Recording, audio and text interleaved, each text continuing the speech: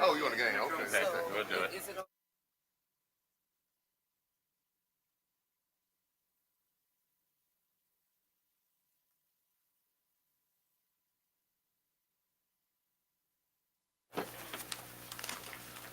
Good morning. Good morning. It's time to call to order the Southern University Board of Supervisors Committee meeting. Uh, at this time, I'm going to turn that committee, the Academic Affairs Committee, over to its chair. I almost said Reverend Dr. Leon Tarver, but Dr. Leon Tarver. Thank you, Mr. Chairman. And I'd like to take a moment of personal privilege at this time because of the wonderful event which took place on last evening at our new Center for Cultural Heritage. I want to thank this board for their continued support of an initiative that took place beginning some 25 years ago and culminated in a very successful celebration on last evening. I also would like to thank the chancellors, particularly of this landmass, that have been so supportive of that initiative. And I want to thank our chairman because he really made so much possible for us. He not only gave his time, he watched over his money, but he came through to support our initiative. And it's interesting to me, as I pointed out last night, Mr. Chairman, that you were chairman when we created that National Historic District back in 1999. I didn't intend to reveal your age in doing so. And I want to thank our president for enabling us to complete that project as we were chopping down trees. We're going to name one of them after you.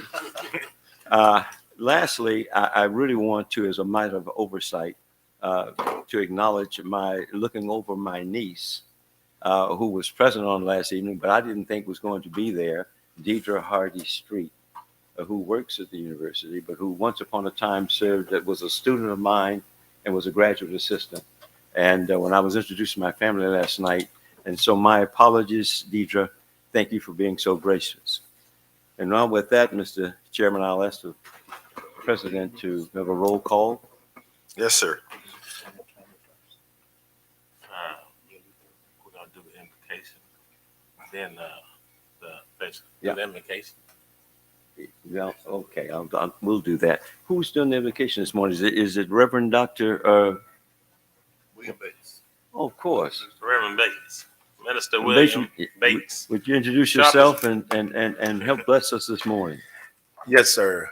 My name is Minister William Bates, the executive pastor of Living Faith Christian Center. It's an honor to be here to have prayer with you all before your meeting. So let us bow our heads in prayer.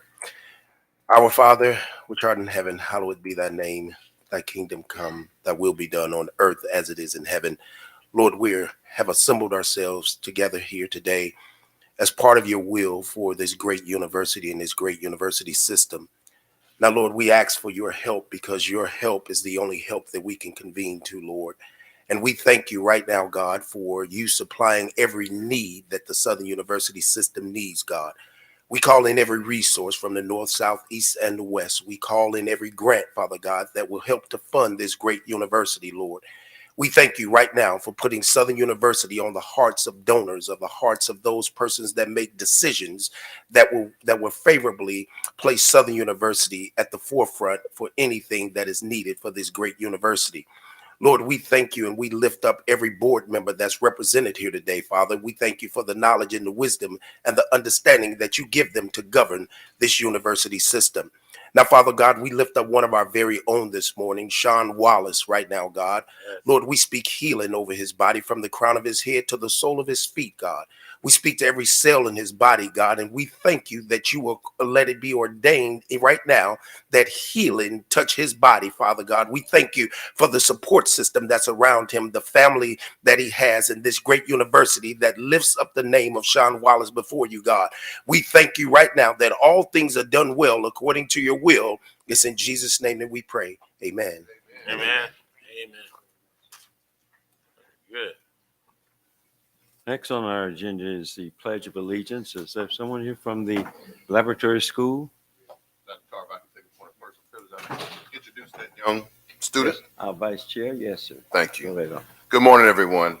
I'd like to bring to the podium Sydney Williams. Sydney, are you here? Come on, lovely lady.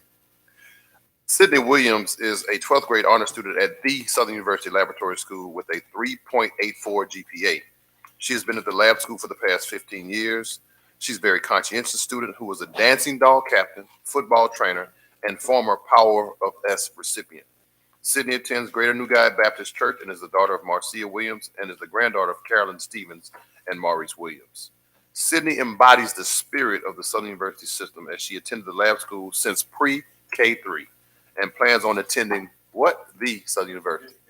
We'd like to introduce to you guys Miss Southern University High, Sydney Williams.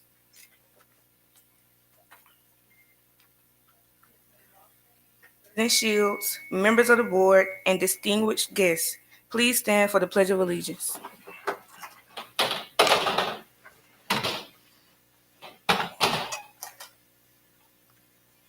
I pledge of allegiance to the flag of the United States of America and to the republic for which it stands, one nation, under God, indivisible, with liberty and justice for all. You may be seated. Thank you. Thank you. Great. Thank you, Dr. Whitfield. Thank you, Dr. And so we now go to the swearing in of our newest board member. And this is about the fourth time that I can recall his being sworn in, or fifth. and he's going to introduce himself, I see. And I took the mic over. He's not in there yet. Commandeering the mic. Mr. Chairman, are you going to be here?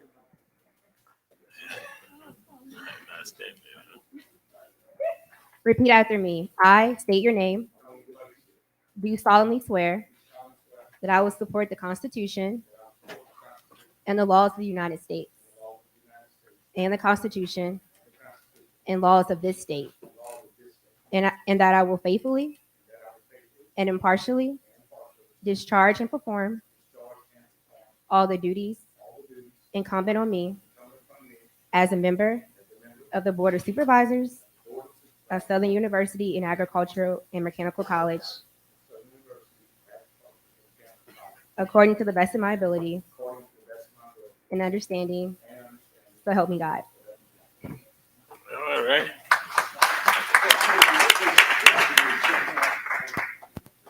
You didn't say who swore you in, Tony. Tony, who swore you in?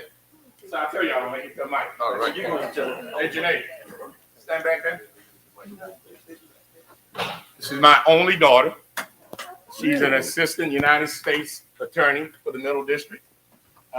Graduate of Southern Law School and Georgetown with a master's in, what is it? Energy, I paid for it, and environmental law. So my child, Janae Clayton. Thanks, babe.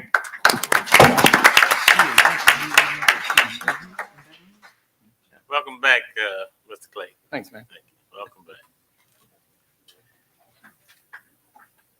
Now we are at agenda item 4, recognition of special guests and presentations. Mr. Chairman, we have special guests here today. Yes, we do.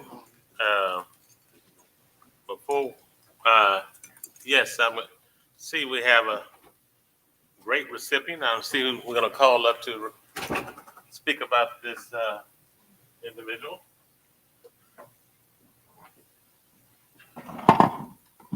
Goes to the podium.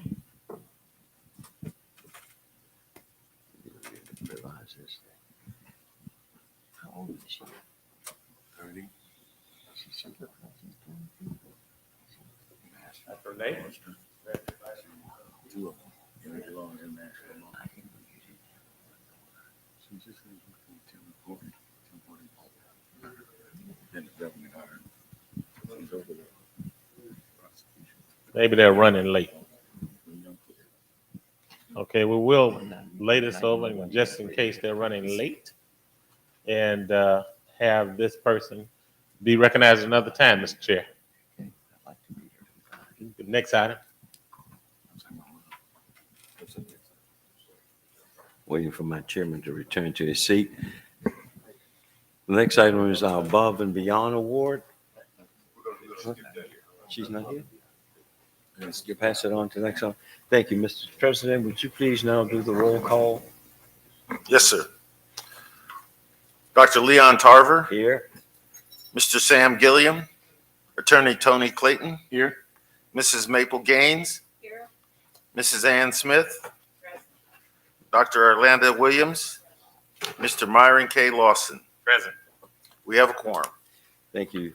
The next item is the adoption of our agenda. Can I have a motion to do so? Second. Moved by Mr. Gilliam and seconded by Mr. Clayton and Ms. Smith. All of those in favor, let it be known by the sign of aye. Aye. Those opposed, ayes have it. Are there any public comments at this time on the items of this agenda? Hearing and seeing none, we move on now to action item 8A, request approval of nurse capitation and program contract between the Board of Regents and the Southern University System. Who will address that, Mr. Chancellor? Good morning. Yeah. Good morning, Dr. Tarver and members of this honorable board. This is a contract that actually benefits several nursing programs between the Board of Regents and the system, whereby it gives the Southern University School of Nursing more capacity to add more students to the nursing programs. One of the issues that I have been chatting with Dean Brown about is that while we have an excellent nursing program, our capacity is limited, and she cannot accept more students because of that capacity issue. This will allow for funding to increase the ability to bring people on with respect to clinicals. And actually, there's another opportunity through a workforce development distribution that we just received about a few months ago that will allow us to do even more to expand the nursing school. Hopefully, these kind of programs will also inure to the benefit of all of the nursing and allied health programs throughout the system. Obviously, we have Shreveport and New Orleans. So the idea here is that these are initiatives by the Board of Regents to deal with issues related to high need areas, and nursing is clearly one of them. Thank you, sir. Any questions? Yes, Ms. Smith? This past year, they accepted 75 students into the nursing program, and Dean Brown said she could have actually accepted another 75. And the other part is Oxner is helping with funding to increase capacity. They had a wonderful event last month, and there was dollars assigned with respect to that. Dean Brown is accessing through the foundation. So it's a whole combination of resources here that will help. As I appreciate the problem, part of it is there needs to be more faculty, or at least adjunct faculty, for supervision, because there are limitations on how many students can be supervised by a faculty member. The other piece is that students have financial issues, because to be a nurse, it requires a lot of investment in uniforms and all kinds of other supplies that a lot of times students are challenged to get. So this will allow for this to happen. And also with respect to either stipends and or scholarships that will help students who are financially challenged, who are quite capable of becoming great nurses, but there are limitations that they have to deal with that might deter them from trying to become a member of that profession. Are there any other further comments or questions? Yes. Just so the board will know, I think it was earlier this month, the School of Nursing, I think I shared this with the group, but they received the Nightingale Award, Nursing School of the Year, Graduate Degree Program 2023. And we're also ranked in the state. So our nursing program is doing quite well. The pass rate for the past two sessions, 100% for repeaters and 96.4% for initial first-time takers. So they're doing quite well. So I think what we're doing is great. So thank you for that. And if I could, I'd like to add this comment the fact that the Southern University system has nursing and allied health in the three largest metropolitan areas of the state of Louisiana should not go unnoticed. That is a hallmark, and I was at a Novartis Foundation meeting with the Thurgood Marshall College Fund, and there are opportunities where these kinds of programs are ones that are being pushed, and there are only, I believe, 26 HBCUs with nursing programs. So, we are in a very critical area from an educational standpoint, and I think that anything we can do to help push that inures to our benefit. Thank you very much, Mr. Chancellor. Yes, Ms. Reeves. I just want to reiterate these programs are fabulous, and Dean Brown is exceptional at finding resources through LDH and other grants, and we've certainly come on board. But it's also going to be really critical that we focus on the building. And I know when we get to facilities, because despite all of these resources, there will be a space issue, classroom space, space for teachers. So I know that that's part of our plans, but we should keep that top of mind. Thank you. Any further comments? If not, may I have a motion to approve? Motion by Ms. Smith, seconded by Dr. Williams.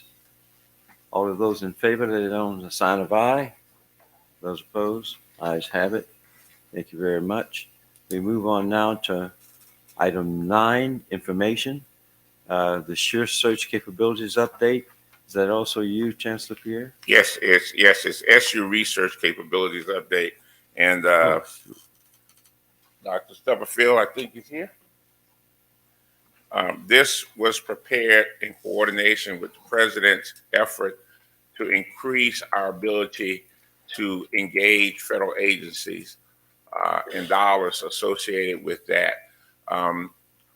The interesting thing that I think is noteworthy is that we're an R2. There are about, I think, 11 or so HBCUs that are R2. So anything we can do to get to that R1 status, the president of Morgan State has declared that he's on the racetrack to be the first one there, and North Carolina A&T is trying to get there. And we ought to be in the same conversation. So these are ways that we can get to that R1 status and hopefully build capacity here at Southern so that we can benefit the communities we serve. So, Dr. Stubblefield, I'll turn it over to you, sir. Well, thank you, sir. Good morning to everyone. Good morning.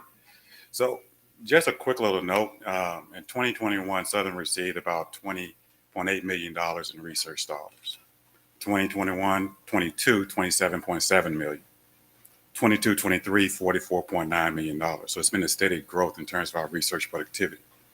One great thing about it is the fact that we've been consistent in terms of building capacity when we take into account that on average, the state of Louisiana private institutions invest about 6% of their operating budget on average in terms of research enterprise.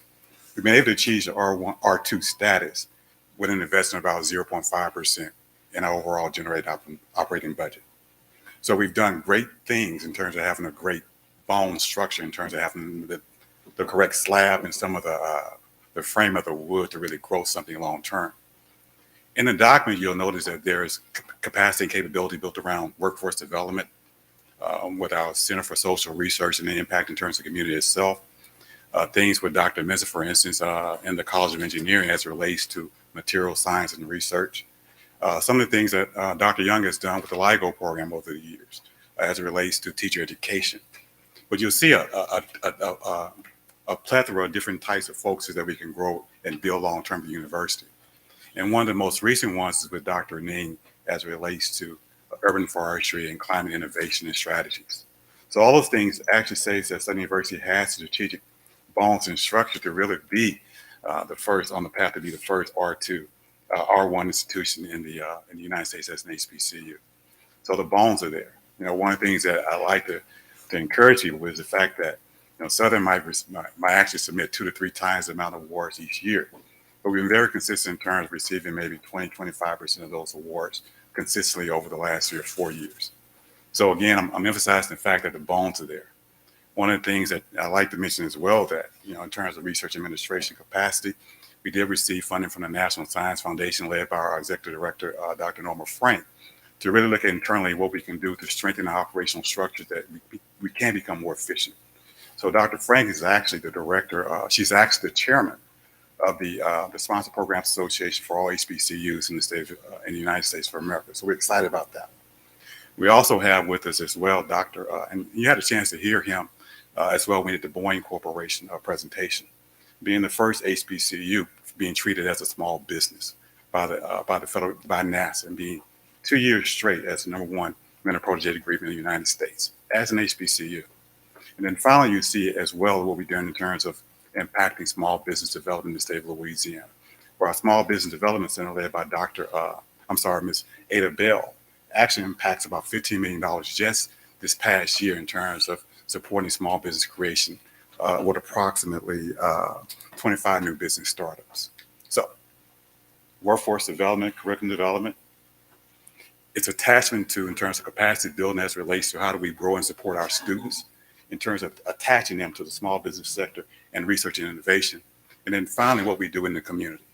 So those are the three things that as it relates to teaching, research, and also service. So I'm excited about the fact that we are very diligent in those particular spaces.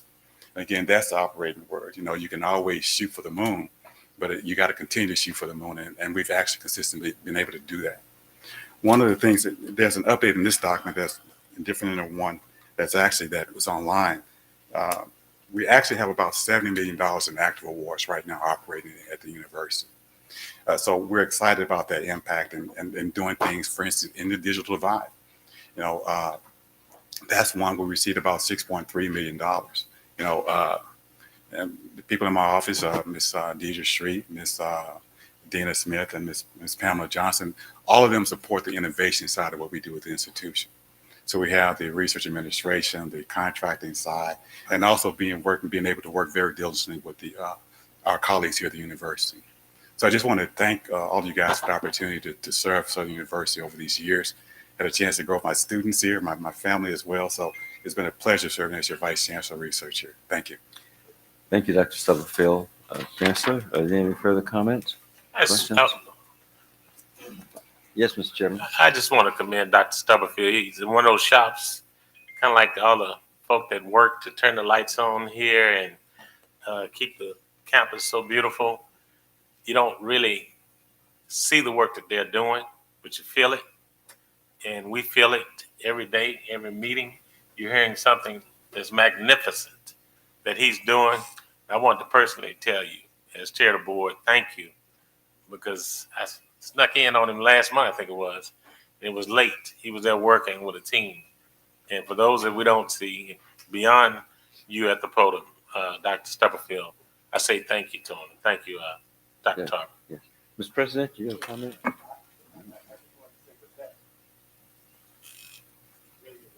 Concern for me. We need to see more. All right. So whatever is going on over there, we need to know about it. So I'd like to hear more. That's right. Mr. President, Good point. about what the work that's taking place. Point well done. Thank you. President Shields? I'm in absolute agreement.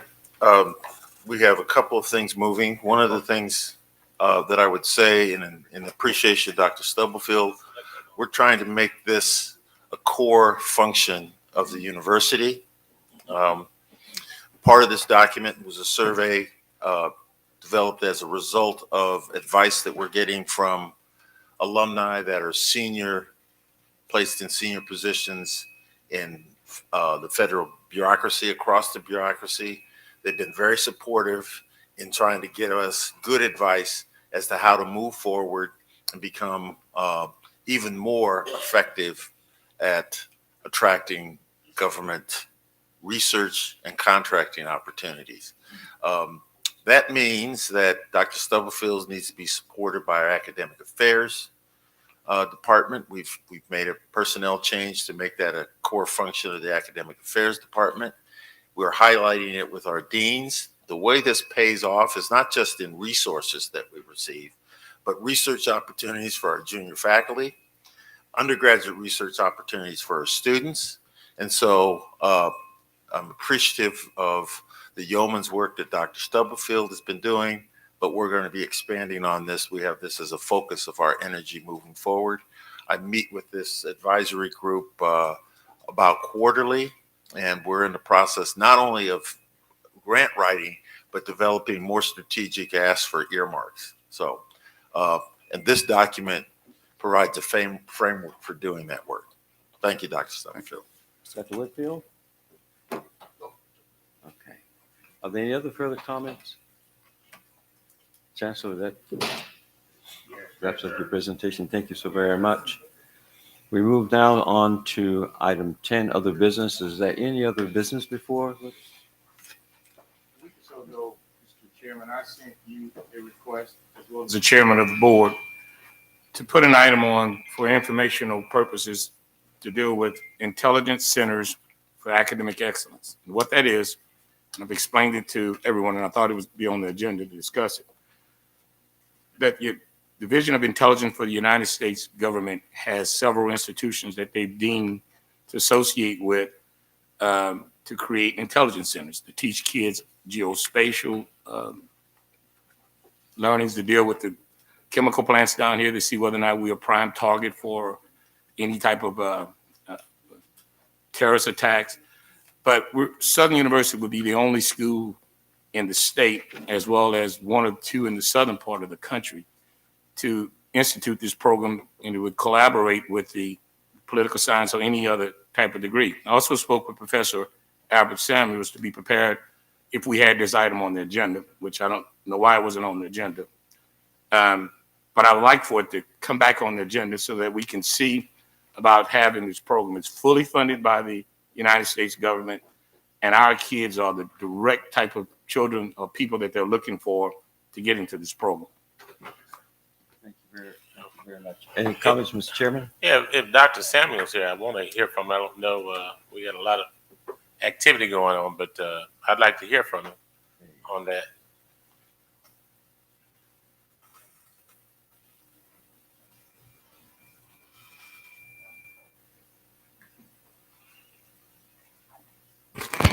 Good morning. I'd just like to comment briefly.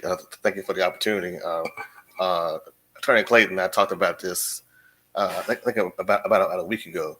And actually, I think this actually dovetails with a proposal that we had a few years ago that was unsuccessful, but it's along the same, but kind of along the same lines, that the intelligence community, the national security space, is essentially looking to create pipelines to train the next generation of analysts, who can in the spaces of intelligence service, national security agency, et cetera, et cetera. This is also a space where, quite frankly, African Americans have historically been underrepresented, like many other areas.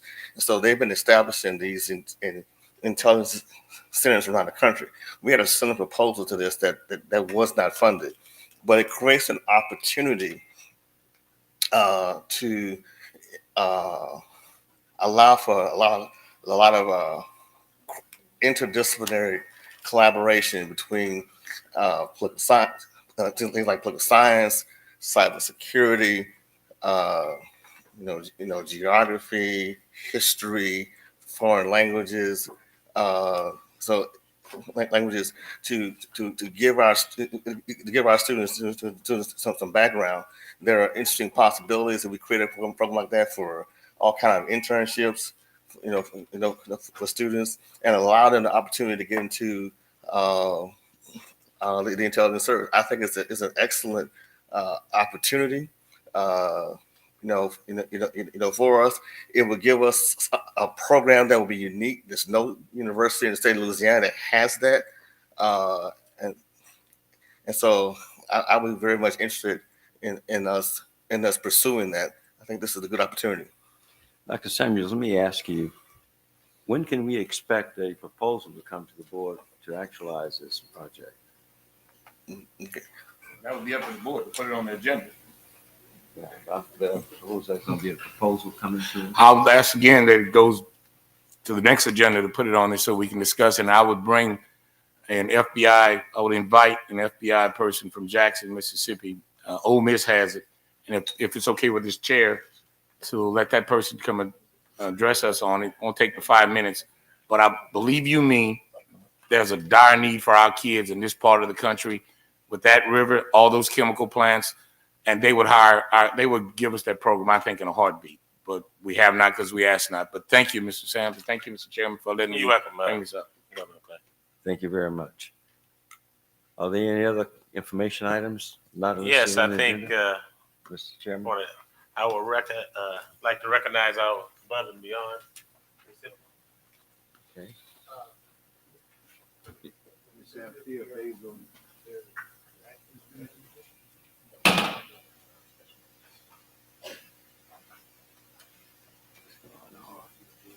Good morning.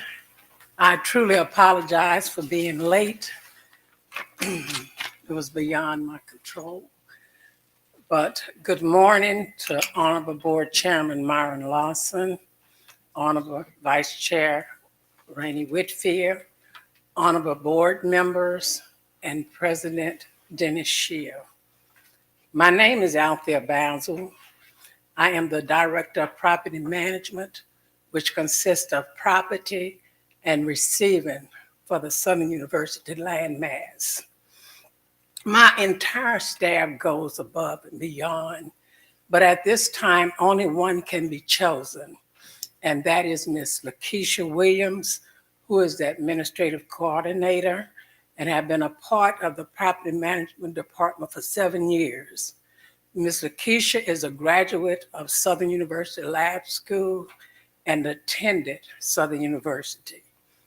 Ms. Williams is the daughter of Alvin Williams and Martha Williams. Her father, the late Alvin Williams, played for the Texas Rangers. Her mother, Miss Martha Williams, who is an educator, received her master's degree from Southern University, and her sister Latoya received her bachelor's and master's from Southern University. Ms. Lakeisha Williams is also devoted to her niece, Jalela. Ms. Williams is a very quiet and humble employee who is truly dedicated to her work responsibilities here at Southern University. She is responsible for entering all data in the banner system, which the receiving department receives over 900 shipments per year to ensure vendor payments, and is also responsible for making changes in the recoup system, which is governed by Louisiana Property Assistance Agency, LPP, as needed on equipment for the Southern University landmass, which consists of over $50 million in assets over $1,000. I present to you at this time Ms. Lakeisha Williams, the above and beyond employee for the Property Management Department.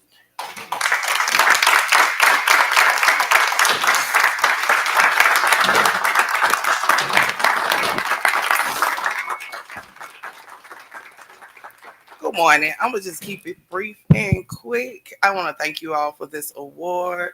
I want to thank Ms. Althea for acknowledging me for this award. I love my department and I love the Southern University. Thank you. Come around. Thank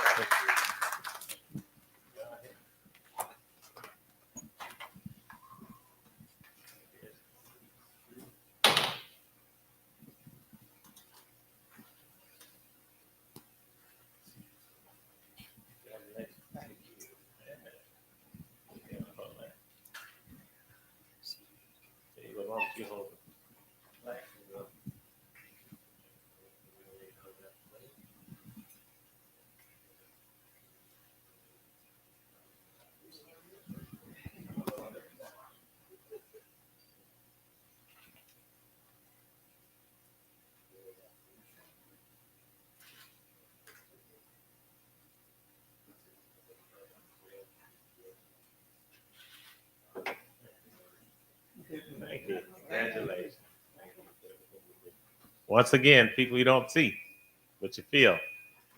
We have another young man we want to recognize that we often would see, not as often these days, but we need to recognize him. We just saw him come in the room. I'm going to ask that the Honorable Leroy Davis and his lovely bride come forward and receive this award. Let's give him a round of applause for his service. All right. All right. Well deserved.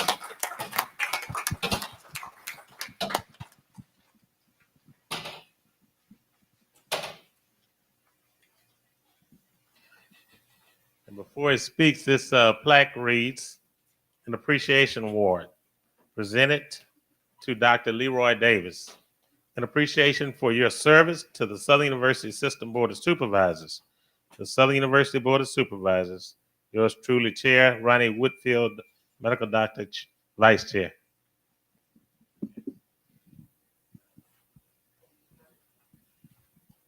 Congratulations, Dr. Day. Thank you. I think we'll get over here. You know the drill, huh? Speak from here to go up there. Yes, yeah, I can see everybody come around.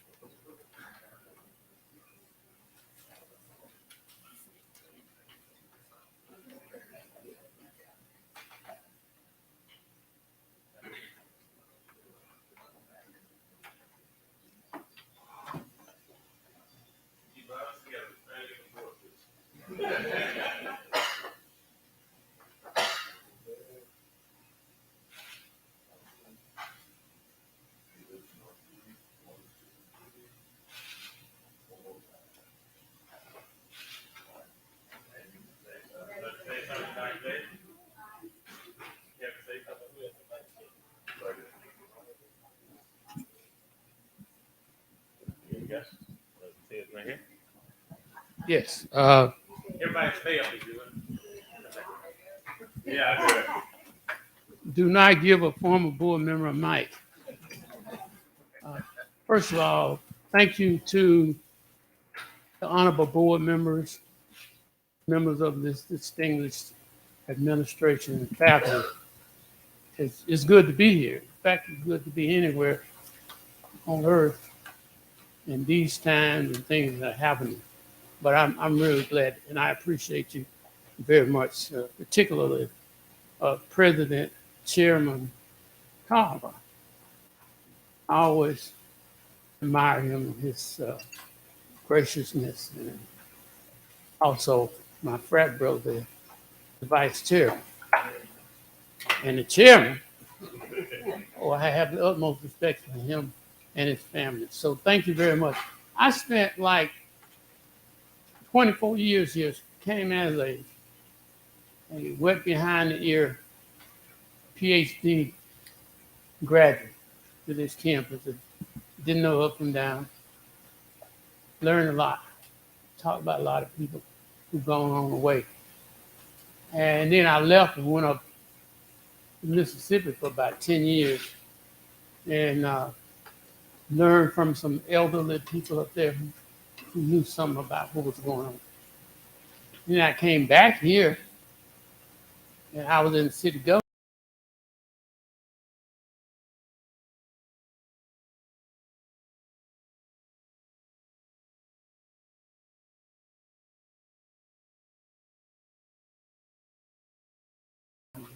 And then after that, where had Don Andrews? Don Andrews, who I hired at Southern, begged me to come and teach in the business school, teaching economics. So I taught economics for 12 years. And greatest experience. taught this man's son, who was an outstanding student and now an outstanding citizen in the United States. And so everywhere I go, I see some of my former students from those 12 years. And they remember more about me than I remember about me. And then John Bell Edwards, who we never thought was going to get to be governor, came and asked me to serve on this board. 6 years. Those 6 years flew away, Matt McClendon. It seemed like only yesterday I was appointed to the board. So now I'm gone, and I'm really gone now. And thank y'all for this going away present. And all my friends on the board and new board members. Tony Clayton, new board member again. One of my aspirations when I grow up to be like Tony. Thank y'all very much, and I wish the best to Southern, and I'm always supporting Southern 100% in any community, anywhere. I'm supporting Southern. And my wife, she might want to say something.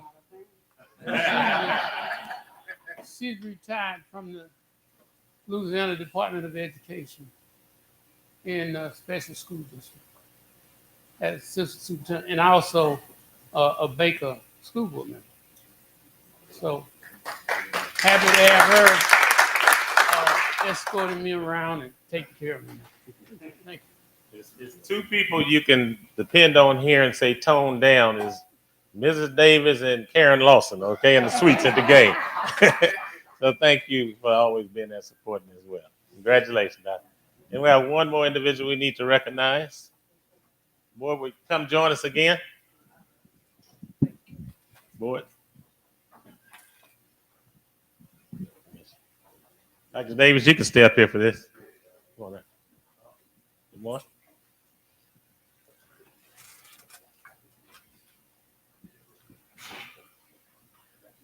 I was going to do this on the front end, but I want to do it all in one back. This says Appreciation Award presented to Tony Clayton in his appreciation for his service to the Southern University's Board of Supervisors. I intended to do this before he read. He would not come up here. That's how modest he is. I said, I'm going to trick him up here. So congratulations on your service and welcome back again. Thanks. I got you.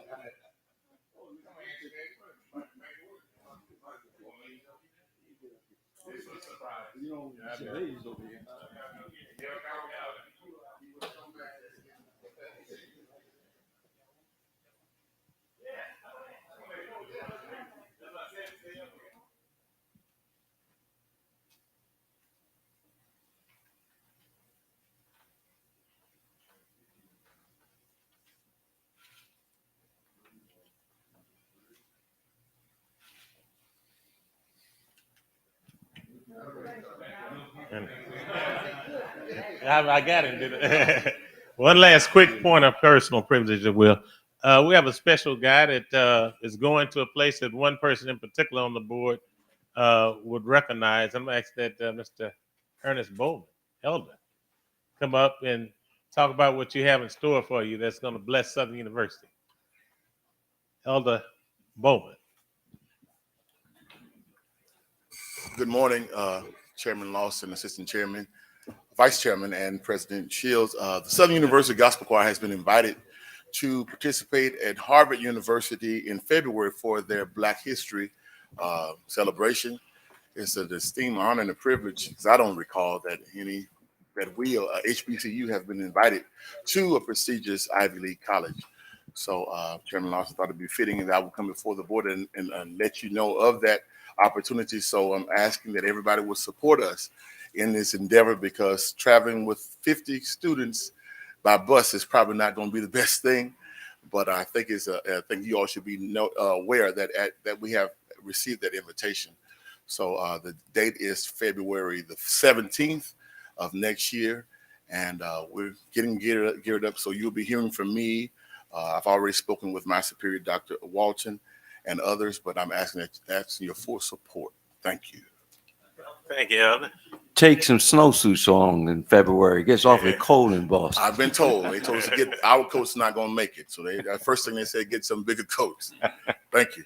Congratulations. Thank you again, too. He had the choir back up.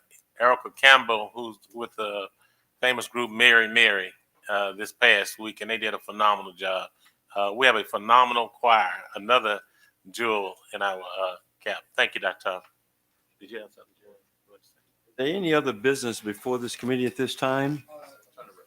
Yes, Mr. Oh, of course. I can't see. The informational item or an update for the next board meeting.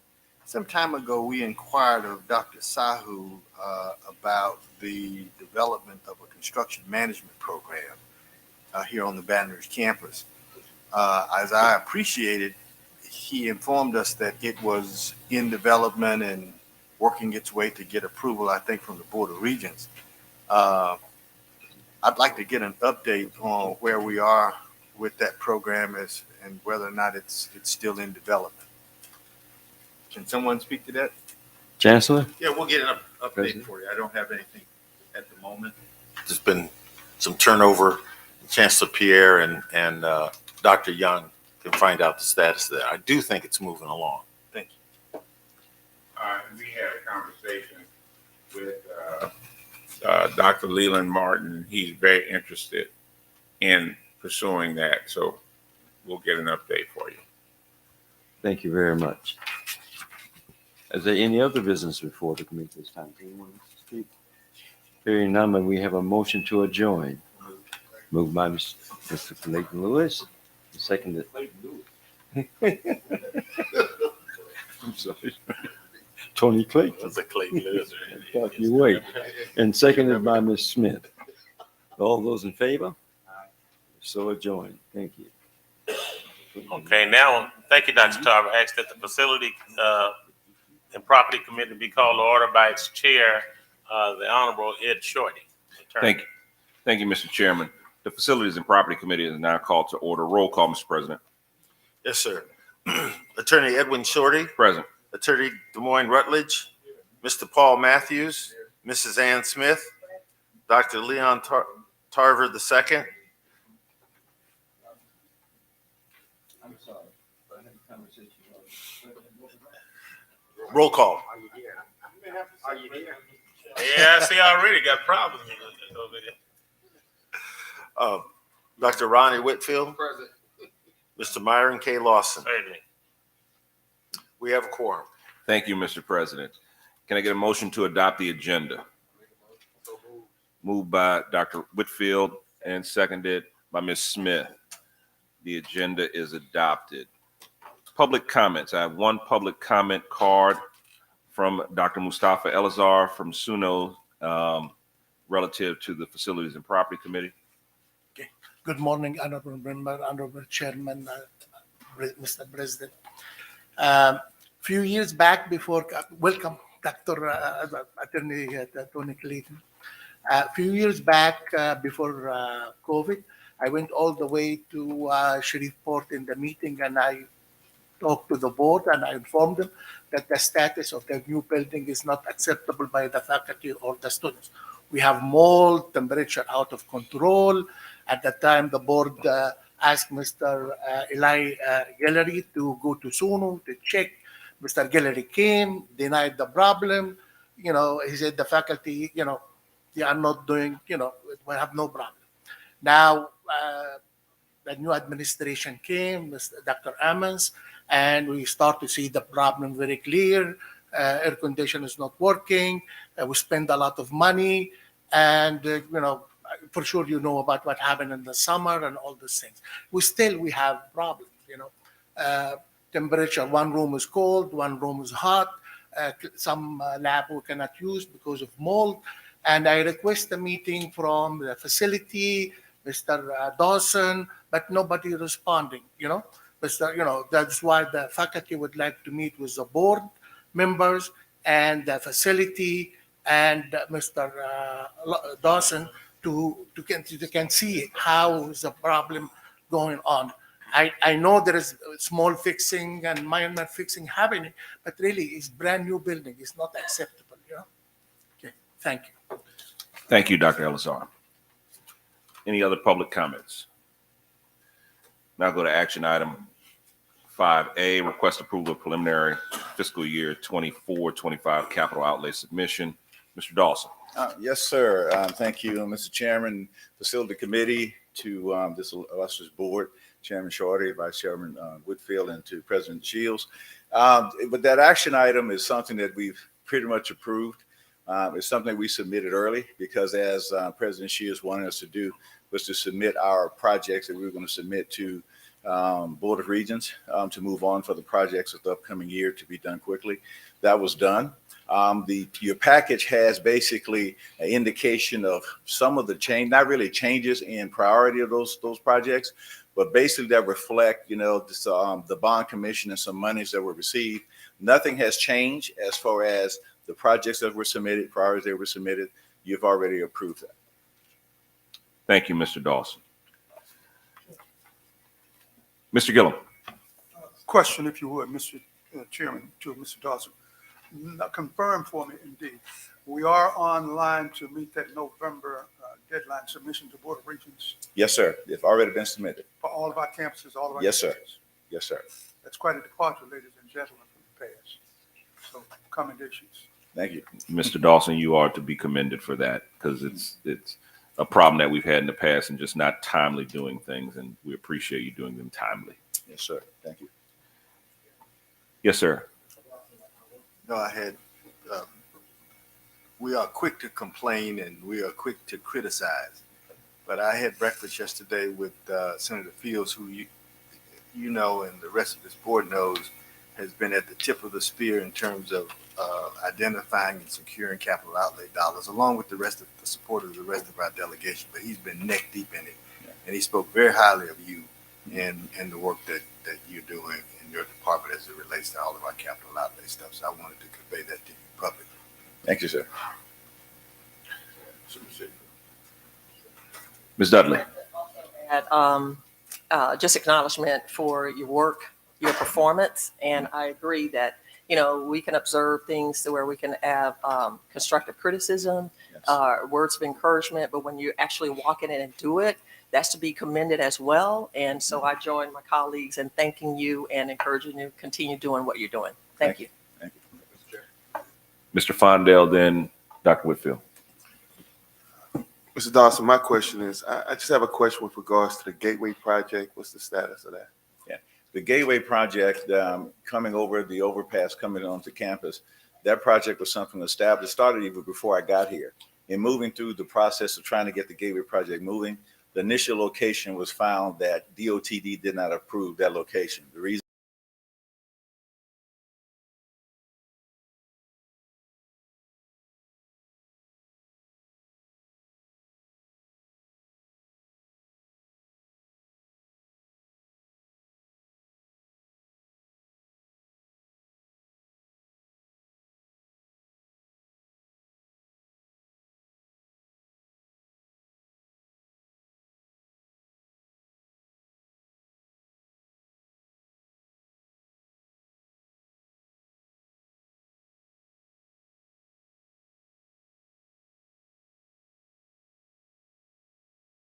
the actual structure, that was some conversations we had structurally with DOTD to see if that was a possibility. The other thing is the funding for the project. Some of the monies were not currently available to continue it, so we have to look at other sources to even get it done. But CRPC, we're still having a discussion of what the possibilities could be for the project. And on the project, you said the funding part of it were the funds there and they're been taken away, or has it grown in price over that period of time? Well, I think that when they may have been there, this was again a little bit before my time, but when we started actually going for the project, I found out it was not enough. The project was increasing and maybe going up maybe $200,000 or $300,000 or so. It wasn't just enough to move the project forward. And the police station also. The police station. In fact, I just talked with FP&C before this meeting. There were a couple of things we were looking at with the police station. There were two concerns. One was the generator that was large enough to power the whole police station. Ms. Simone Whitmore and I worked on it, and she's working on it. We think we have a source that we can get a grant that would actually provide that particular generator. The other concerns were from the designer was dealing with the antenna. Those situations basically have been solved. We were hoping to get those projects out to bid, before the, during this quarter, okay, last part of the year. Just talking with them and said that possibility that's going to come up in January, that we'll have those projects out for bid. But CDs, all the construction documents, we're ready to move forward. Right now, it's still in the hand of FPNC. To get anticipated date, perhaps? I think speaking with him, he said January is what they're anticipating going out for bid on this project. All right, thank you very much. Well, Dr. Whitfield? Ken, you already know what it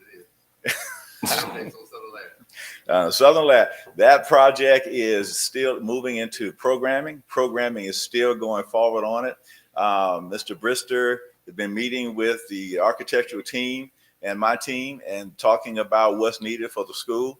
I can say that Senator Fields, again, is very focused on making sure that there is a new lab school built, and is exactly what the legislation intended. So we are going through programming now. I think that we're getting pretty much to a close, that the programming phase will be done and will be prepared to move forward. But it's been a good exercise, and I think Mr. Brister would tell you it's been a very good exercise to make sure that we hone in to exactly what's needed for the school, not just to satisfy the needs now, but also be able to satisfy future needs. The new legislation and governor and all the things going on, we had John Bell Edwards so graciously tour the school. We got to make sure that we have those relationships. So we call on Tony and Cleo and those guys to help us facilitate those conversations so we can keep that going. But I'm still very, very excited about that. So I'll hold you to the fire on that one. No problem. Thank you so much. You're welcome. Any other comments? Ms. Smith? What's the projected date that we will start to see some physical activities as far as the lab school is concerned? Well, right now, the lab school is going through programming. There is 1.3 million that was put in HB2 for the lab school. So what we're going to do once we finalize the programming, which we should be doing, and then we'll submit that to FPNC. FPNC should be able to take that then to selection committee to get the architect in, and then use that particular money to move forward with actually the design phase. So we're looking at probably almost a year or so just in design for lab school, especially a project of that size. It's going to take almost a year or so just to get it designed. So you won't see anything as far as a building coming up for the next couple of years or so. Any other questions? Mr. Dawson, before we go into 6A, the facilities update, which you covered some of it, I would ask that you take some time at your earliest convenience to sit down with Dr. Elazar and see what issues he's got.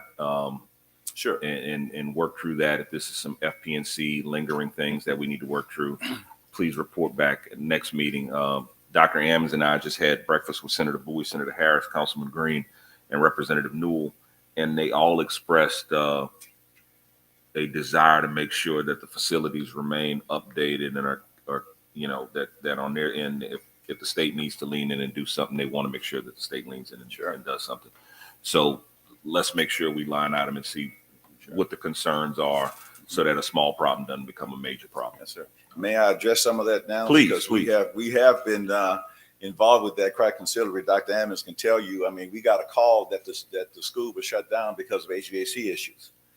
What happened with my team, we drove down to New Orleans on a Friday, facilitated and pulled together a team that Friday afternoon. They went right out to the university that Friday afternoon, worked Saturday and Sunday. And basically, y'all probably heard Dr. Ammons scream how happy he was when we told him that he could tell his students that he could come on campus that Monday. It takes that type of activity and commitment and expertise to get things done. And sometimes I think that the expectation is not what it should be in a lot of cases. And our expectations are pretty high with our department, and I think this university deserves it. The second thing is controls. There are a lot of controls issues. The reason why we hear the complaints about altering temperatures in rooms is because the controls are not functioning correctly. Now, whether that controls were not set up correctly initially during construction, I have seen some of that control systems were not functioning the way they should have been, even when buildings were turned over. And we try to alleviate that situation. We don't have those kind of conditions anymore. But there are control systems, there are control problems there. You have one, the Lake campus has one set of controls, the Park campus has another set of controls. None of those controls speak to the central plant. And so you have children trying to determine what they're going to do. That's not correct. I can tell you through that process, and Dr. Ammons can amen to it, that we had some serious conversations with FP&C and some of the contractors that were involved with that about making sure that certain things were done. I got to say some of the contractors were not involved in the fix, but the goal is we got it fixed. And now there's a process, and I think there's a submission of that a bid or proposal that's going to deal with controls issues, that's going to deal with preventive maintenance issues, so that we can make sure that we're not chasing problems, that we are proactive in doing things to make sure these things operate. I understand that, and some of the problems that we're having is that when the building was turned over, certain things were not functional. What I propose is having a situation that we're looking in details of how things function in the building. Because once you accept it, now the building is yours, okay? And then if you wait till after that insurance period, okay, now it really becomes yours. So we just have to make sure, and some of those things like outlets, some of the connections are things, so some of the equipment was not connected when the building was accepted. So we just have to make sure that when we go through those punch list items before we accept anything, we have to say no. And I'm willing to say that if it's not the way it needs, I will say no. Thank you, Mr. Dawson. Mr. Gillum. Well, Certainly. No, sir. Mr. Dawson. Yeah. We have been talking about, I think, these facility heads on these campuses reporting directly to you. Is that the actuality now, or do we still have to sift through that process? Because as I understand it, you and your cohort are on it. But at the ground level, say at Shreveport, that's New Orleans, SUBR, if it has to work its way up to you, we're still going to have these problems. At this point, there is not a line of responsible reporting up to me, but I don't let that stop me. I mean, if there is a need, and Mr. Gillum, yeah. I mean, we're going to do what we can to make it happen. And the goal is, from the system standpoint, to see how we can, through a system approach, be able to better provide services. Because if you look at it from a system standpoint, just doing things from an economy of scale situation puts you in a better position for negotiation, the better position to get things done. So, certainly, and not yet, but we work very closely with them. Mr. President. Yes.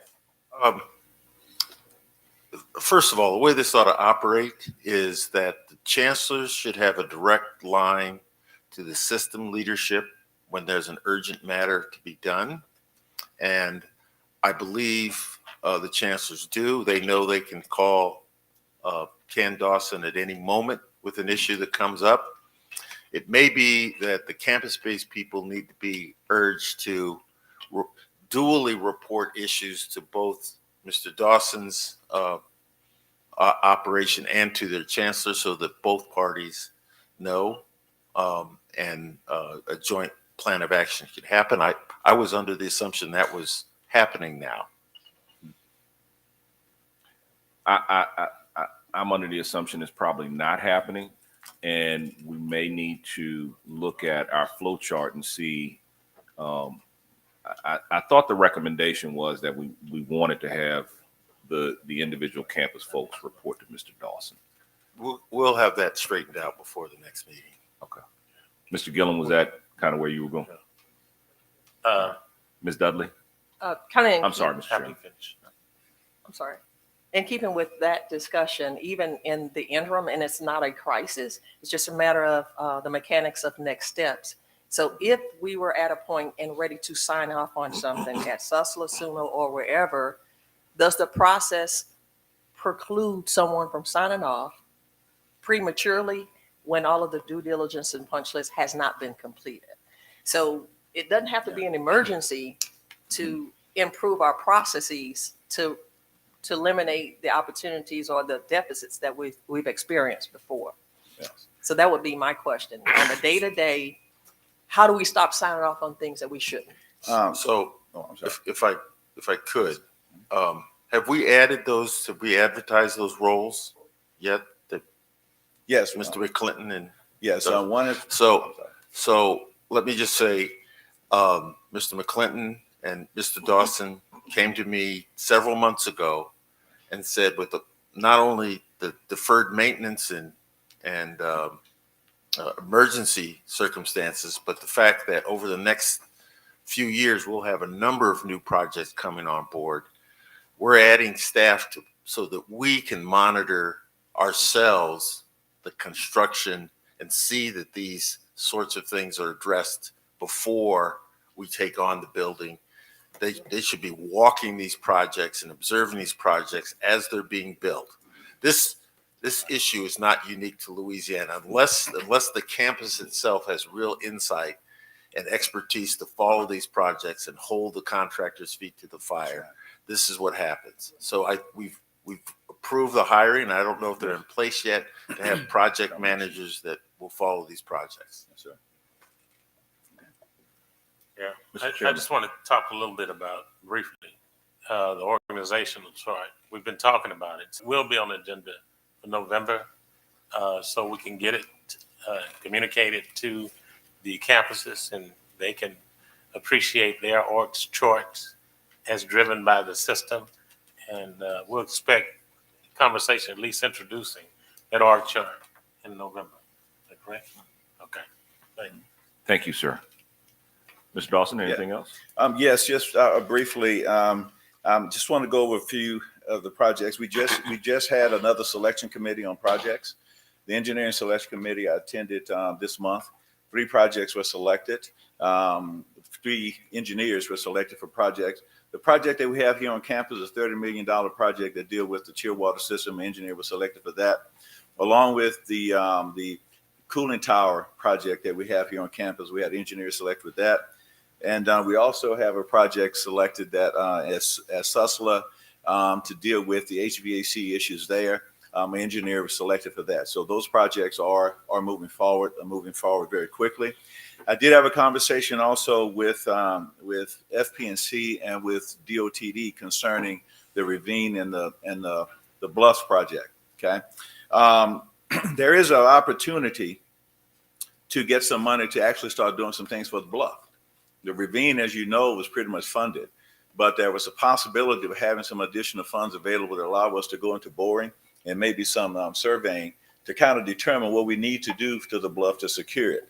That conversation we had yesterday, there is a plan to move forward to get some money into that and to see things happening along with that particular project.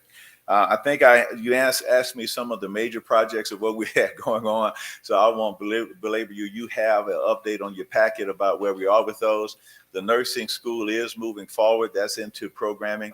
That project is moving forward. The STEM building is moving forward. We should be getting close to coming with some construction documents, design documents. Just to let you know, there was a concern about the actual demolition of James. We were able to, which is going to have to be demoed, is eventually going to have to be demoed to support the project, but we didn't have to do it now. Okay, we were looking at possibly having that done somewhere, maybe the beginning of the year. We kind of pushed that back because there's no sense in demoing a building, having it sitting there while you're waiting for construction to happen. Let's demo the building when they're close to actually we start construction moving forward. Some of the projects that you will see that will happen sooner than later would be some of the HERF projects. Ms. Simone Whitmore has been the project manager handling those. Those are self-funded projects. I think you're going to see those that would be going out for bid. Hopefully by the beginning of the year, we were expecting that to happen before the end of this year. But FP&C informed me that that's probably going to happen sometime in January. There are a lot of things going on. I'm not going to even talk about all the deferred maintenance projects that we have considerable amount. One is McNair Building. If you remember, that's McNair Building, our TC building is in dire strait. We were able to put some more money toward that to make sure that we're just not dealing with the roof issue, but we're dealing with the tire envelope issue. Also for deferred maintenance, as I said, the focus is putting money on the HVAC issues that we saw last summer, that we won't have those again. One other thing, A.O. Williams, and this is my last item. A.O. Williams, which I know that we have Dr. McNeil's very interested in the bill. He keeps saying I'm trying to hurry up to get him out of my space, which is kind of an incentive though. But I got to say that we did meet with the director of facility planning and control, Roger Husser. He's the new director of facility planning and control. He came out and he toured the building with me, Dr. Walker, several people from FPNC to get in his head exactly what was going on. I had a conversation with him. There is a plan to move forward with the complete fix of that building. As you know, there have been several projects that have been done with that building. We have not come up with an answer to get people back. That is not the case now, okay? The case is that there is a fix, there are funding that's placed toward getting it done, and we should have a schedule. Hopefully I'll have a schedule for you at the next board meeting of how that's going to be implemented. So we said, and I think I said, that we're not going to allow this building not to be utilized any longer. We were going to do what was necessary to make sure it was fixed properly, and people were back in it. So that's where we are, and I expect a lunch date from Dr. McMeans for me pushing it so hard. Thank you, Mr. Dawson. Mr. Clayton. Question for you, Mr. Dawson. Yes, sir. Actually, 3 questions. First one is the last time this university was real aesthetically pleasing was when Dr. Tarver was president, and I think Chancellor Yates was the chancellor. I mean, Southern was just immaculate. Mr. Fondell and Dr. Tarver and I were together this past week. They were cutting some trees down on the river. And I asked them both, what are you guys doing about, I call it the ravine, that place behind the law school. It's despicable.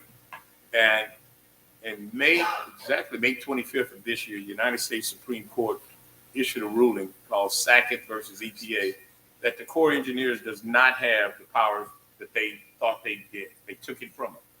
And so you don't need the Corps of Engineers to put a weir. You might want to get approval. That's all federal. Put a weir and cut those trees down, because when the fall comes, the foliage dies, the rodents and everything is going to start going toward the dormitories. So I think it'll be the opportune time to take that on, but something has to be done about the lake system up here, because the algae and it's just not flowing away. And if you were to just simply put a weir there, 3 feet of water, that would be one of the most beautiful, aesthetically pleasing things on this university. And I would like to see you, and it appears to me you're pretty aggressive.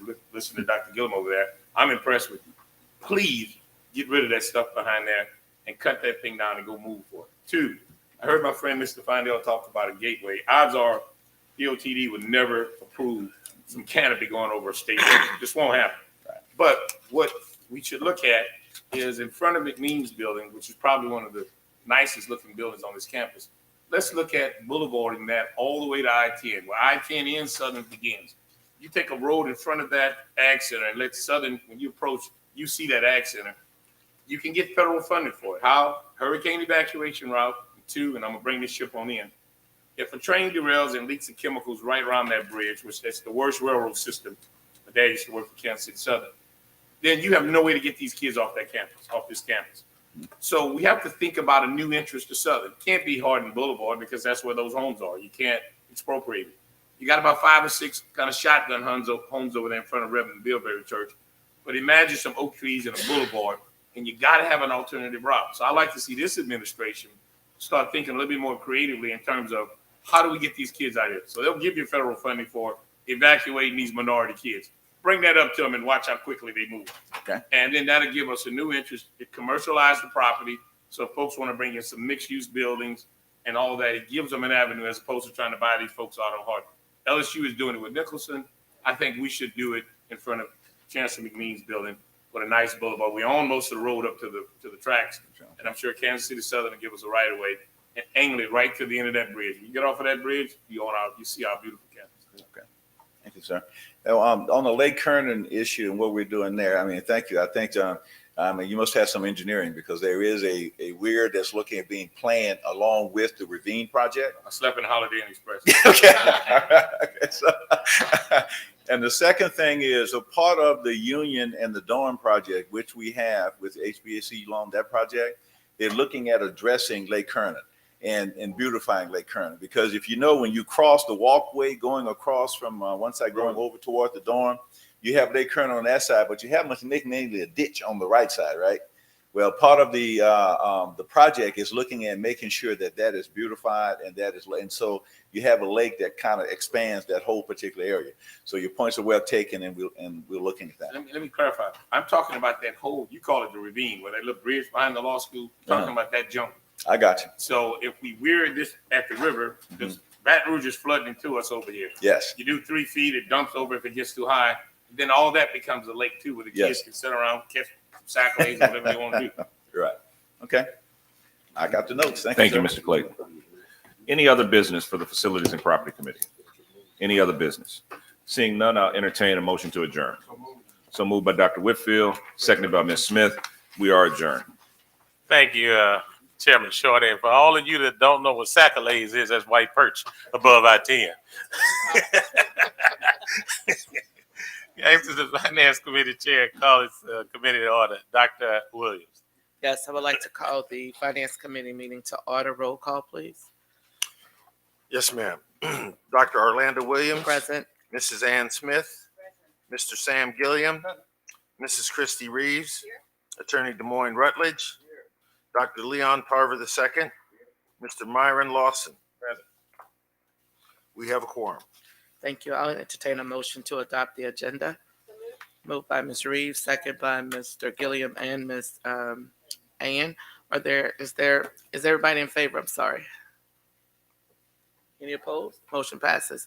There's no public comments. Item 5, action items.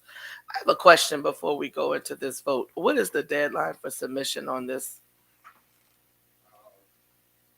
It was I think it was the 18th, but we've already submitted it.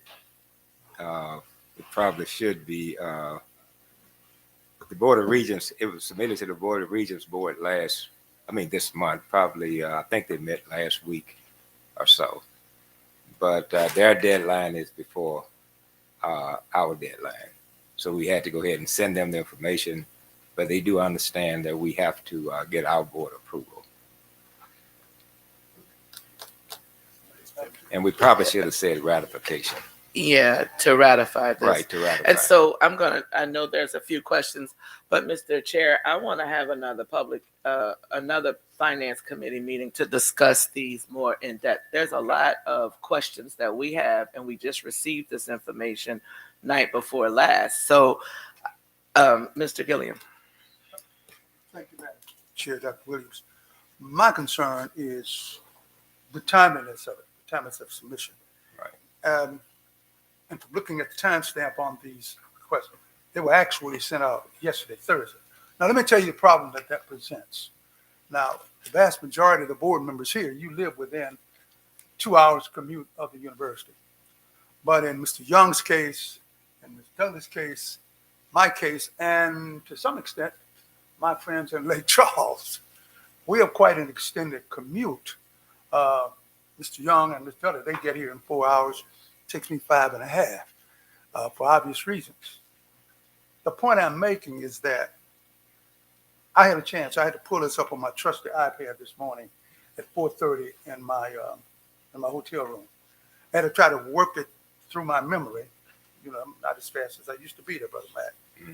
But I was trying to get some context of what was going on. I was not aware, though, that it had already been submitted because I had some other salient questions to ask.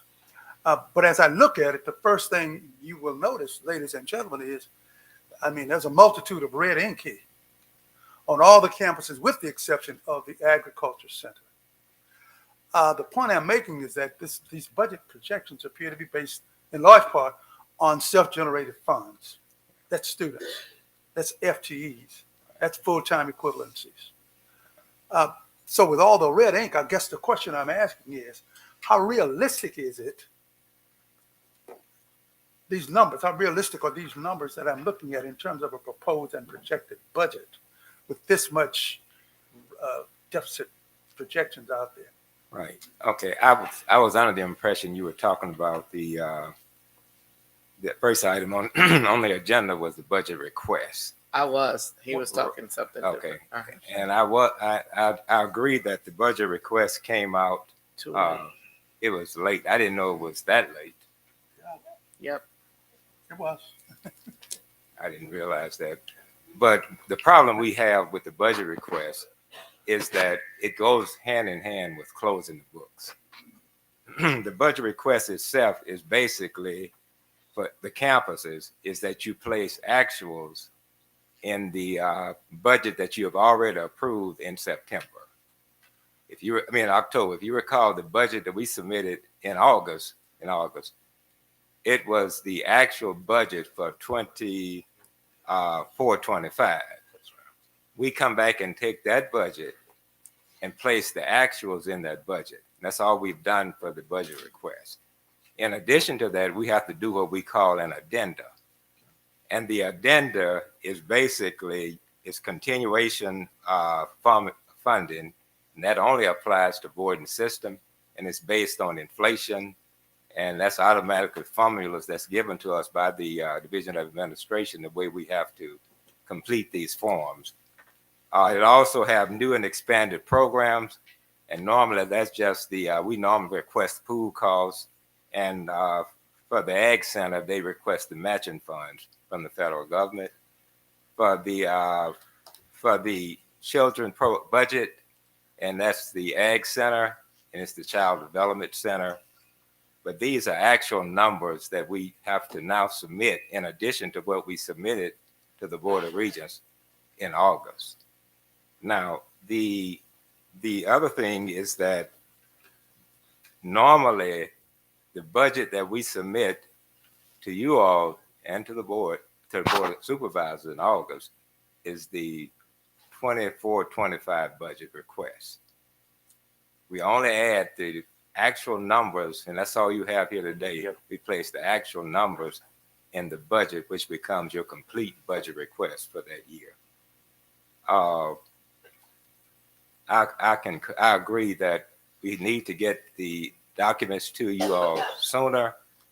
We are trying to wrap up closing right now, the books for the past fiscal year. But this information, what you have here, based on the way we are asked to prepare it, the amount that we are requesting for next year compared to what we have this year is about $31 million.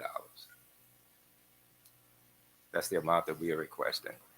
And it's strictly based on the the Division of Administration guidelines. But when we had the budget hearings earlier, that was the real budget itself in terms of what the university was requesting. All we're doing is inserting actuals now based on the requirements of the Division of Administration. I think, are you done? Yes, I'm done. Because my question goes back to those budget hearings, and I know that we had one meeting of this committee that we met with several departments that we had questions on. But I think if we're involved, this committee is involved early in the budget hearings, because we have to come back and ratify and approve this, and then receiving stuff the night before, and you're talking about funds that we have questions on. This has already been done, and so I know that I'm going to accept the motion. It's going to be seconded, and it's going to move. But I really don't even feel comfortable voting on this. I mean, we received it yesterday, and today is today. So that, to me, is not acceptable. Is there any other concern from this committee? Mr. Clayton. I'm looking at this in particular. I noticed on this budget deal, they're asking money for a disability service coordinator, $68,000 or $80,000, whatever they pay. Then right below that, they're asking for an ADA coordinator for another almost $70,000. My question to this administration: can we not combine this? I mean, you're paying a lot of money, and I'm looking at the law school, almost $250,000 that you're paying folks who are under contract to work for us, and you're giving them another $250,000. If somebody were to come to me, if Mr. Rutledge were to come to me and say, Tony, here's $1 million case, and I have a conflict, I'm saying, you know what, send it to Fondell, or send it to somebody, maybe not Fondell, but send it to somebody else and let them do the work. So, but my point is, I'm with you, Fondell. You can take it, Fondell, but I don't understand how folks who have these contract jobs and making this money, and they seem to be in the know, and they keep getting additional money for contract work. So I guess I direct that to you, Chancellor Pierre, since I'm picking on you. And I asked you about it the other day. How do you justify a person who's kind of one of your bosses over there, and they see where there's a grant or an opportunity to make some money, and they take advantage of it and not share it with somebody else? That's somebody else who's not making money. And I'm looking at all this. I don't see no building and grounds, folks. And then I've got a question for you, Mr. President. has the faculty had any input with this? And no, I'm not on your committee, Madam Chair, but does the faculty involved? And I'm going to vote against it because I'm going to tell you, I don't have enough. I just got here. But with you, how do you just Sure. Thank you, Mr. Clayton, for that question. You really like that question? Yes, sir. I do. I do. I expect it from you.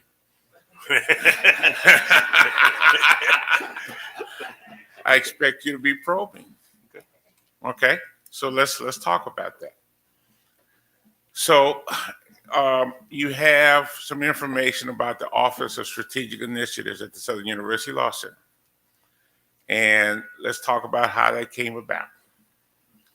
So really during the beginning of COVID, we started noticing that we were getting inquiries at the Southern University Law Center to do contractual work. These are not grants. I want to make a distinction between grants versus contracts. And even before them, to do contractual work for the state of Louisiana, for private entities that in some way, shape, or form, some of the reasons we were getting the inquiries is because there was not what I would call a rapid response from the Baton Rouge landmass about some of these things.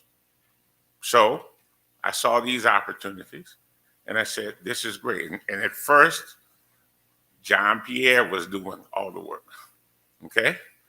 Didn't have the capacity to continue to do all the work. So we stood up an Office of Strategic Initiatives.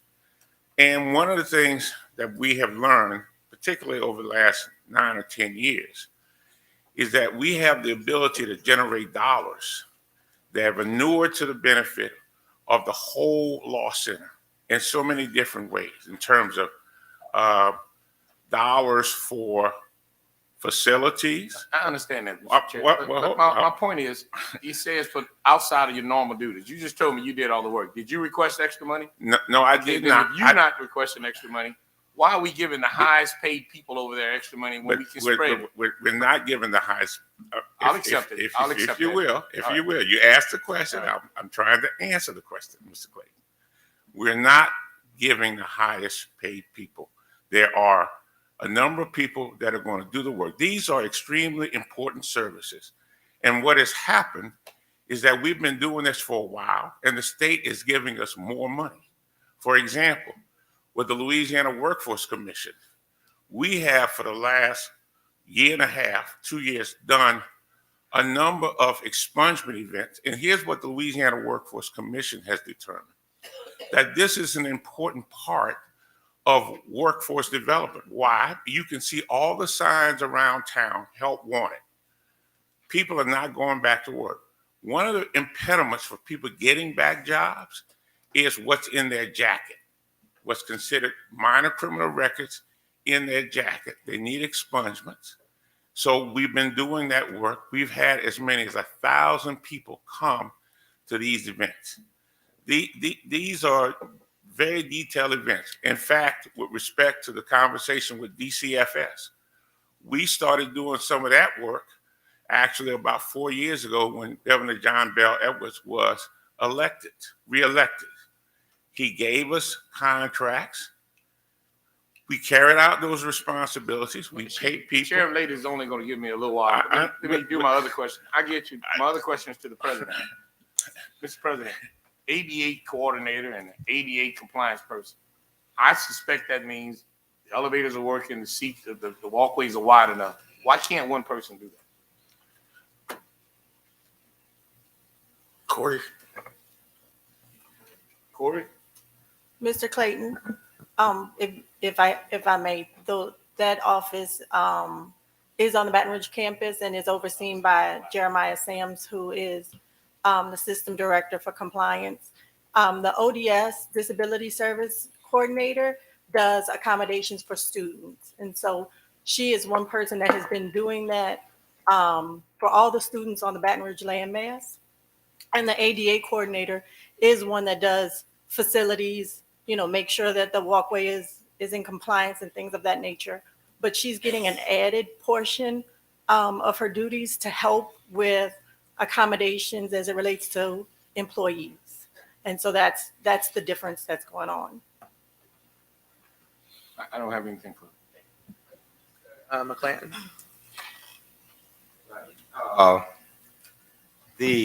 I wanted to go back to the question that Board Member Gillum asked. I think you had moved to the interim reports. And basically, I was addressing the budget request for 24-25. And what I would suggest, Madam Chair, that what we can do is get together and start early on and develop a budget calendar, which we have, so that it would give time to have sufficient board input before we bring it to you for final approval. Yeah, and I would like to see, because something that Mr. Clayton brought up, and I'm gonna go to Mr. Rutledge, that I guess I was used to on the government side. Right. You present a budget and that department comes before this committee, Right. and then we bring it back for a full ratification before it's even. So even if it's starting this process earlier, I think that's where we need to position ourselves so that we won't be in the last minute making a decision that some of us, I know it seems like all of us on this board read these agendas, especially when you're dealing with dollars and cents. Right. Mr. Rutledge? As I appreciated Mr. McClinton, action item 5A, which really should be a ratification. That is correct. That's an additional hearing really is not going to change because the actuals are the actuals. That is correct, sir. All right. Let me preface it by saying I completely share the chair lady's frustration having chaired the finance committee. This is no reflection on you, Mr. McClinton. And I think we've got to figure out a better system going forward where it's going to be time consuming, board members, but we've got to get into greater detail with the numbers. All right. We had such a hearing before, which I thought was beneficial, although our motives were questioned as to the reason why we had the hearing, which I found quite inappropriate. I'd like to have that hearing again, but I don't want to put us in a position with the Board of Regents with regard to action item 5A regarding the ratification. And if the chair lady and Mr. Gillum don't want to move forward, I won't make the motion, and you're okay. And so I'd like to make the motion to go ahead and approve 5A, but change the language to make it a ratification of what's already been submitted, and to figure out between now and the November meeting. Clearly, that's a very busy weekend, and I don't know whether or not we would be able to have a hearing there, Mr. Chairman, or whether or not we want to do something in the interim. But I do think going forward, Madam Chair, we ought to insist on an opportunity for us to get a little bit deeper into the numbers. I agree. I support that completely. I'll second that There's a question motion too. and a second. Ms. Ann, you had a question? Oh, no. I'm sorry. I appreciate the discussion because I think it was last board member. I was not as vocal as far as speaking out to the entire board, but I had requested to Dr. Williams that we do a little more discussion as far as our finances were concerned here at board meeting, because it leaves us in a position where we are not sure of what we're voting on. So And I did that. it gets back to timely submissions. We've had detailed conversations with the president, I have, about timely submissions, right? As recently as Wednesday night, 10:30. And had to cut it off, quite frankly. It's unacceptable. We're not going to do it. And he understands to communicate that to the folk that report to him. This is a serious responsibility we have, but I want to also encourage all of us, when budget hearings are called, to try to attend the budget hearings. We called the budget hearing meeting and we didn't get the attendance we probably should have gotten, and busy people are busy. I think we should get it done between now and Bayou Classic. We have a meeting coming up. I think where the foundation is inviting us, maybe we can sneak out there half a day and devote some time, as we should. We have a lot of new members coming here, but there are a lot of positions that's popping up. A lot of things that are appearing, and we're right to question. I have been questioning since the end of last meeting, so that's what we take the time to do. So I'm going to insist, without exceptions, when things are brought to this board, it will be 10 days before the actual board meeting, which will give relatively enough time to address concerns like this. Thank you, Madam Chair. Thank you, Mr. President. I wholeheartedly endorse what the chairman is saying here. I walked into the way business was being done when I arrived. I'm not going to throw any stones about that, but the board is entitled to have information far enough ahead that they can look at it and digest it and make informed decisions and informed inquiries. That's number one. In terms of the finances, I don't think there's any greater responsibility of this board is its fiduciary responsibility. And I want to work with this board to figure out a process. And it you know, the way it's set up with the requirements of the state, those things need to be done well ahead. The discussion with the board needs to happen well ahead of when those deadlines come. So it can't be August and September and October. Right. It needs to be more like March and April. That's right. Internally, we have traditionally, my understanding, had our internal budget hearings in June, so that the campuses can develop their budgets. Actually, that needs to be moved to January and February, so that the financial information can be put in front of the board well before the deadlines, and they can have meaningful conversations. So I endorse all of that, and I'll accept responsibility for that not happening at this point. I'll live and learn. Okay. Mr. Matthews. Mr. President, I would respectfully that you provide us with a schedule, that calendar for your administration, so that we are prepared in that process. And on that note, I just want to make sure for clarification and of interest, Mr. Pierre, were you complete in your answering of Mr. Clayton's question? Or is there going to be a filibuster? So I don't want to waste any time. For brevity's sake, if there's any other thought. We have our points of views, and I expect that from Mr. Clayton, because he is who he is, and I am who I am, and we respect each other. We had these conversations all the time. Ms. Dudley. Madam Chair, thank you. Just kind of wanted to add, because in the processes are very well welcomed by my colleagues around this horseshoe. We've had some informal discussions and just an interest in order for us to appropriately do our jobs. What we are sitting here to do, we need it. And in the absence of it, if we reach out to staff, we don't want to be accused of being micromanaging and in the weeds on them. I've directed conversations and questions to my chairman of the board, but sometimes it opens the door to talk with staff. So whatever granularity it gets to request information, this process that we're discussing will help eliminate all of that. So I welcome it. I look forward to it on a higher level, and also as the numbers build up from the respective campuses.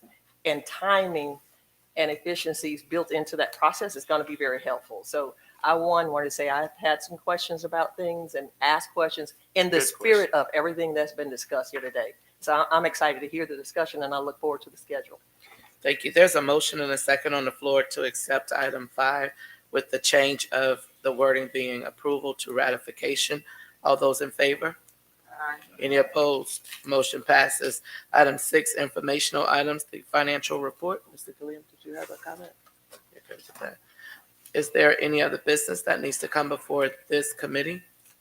If not, I'll entertain a motion to adjourn. Moved by Mr. Gilliam, and second. Thank you. Thank you, Dr. Williams. I appreciate that. We're going to ask now that the Vice Chair of the Governance Committee call the committee to order. Dr. Ronnie Whitfield. Thank you, Mr. Chair. We will now call the Governance Committee to order.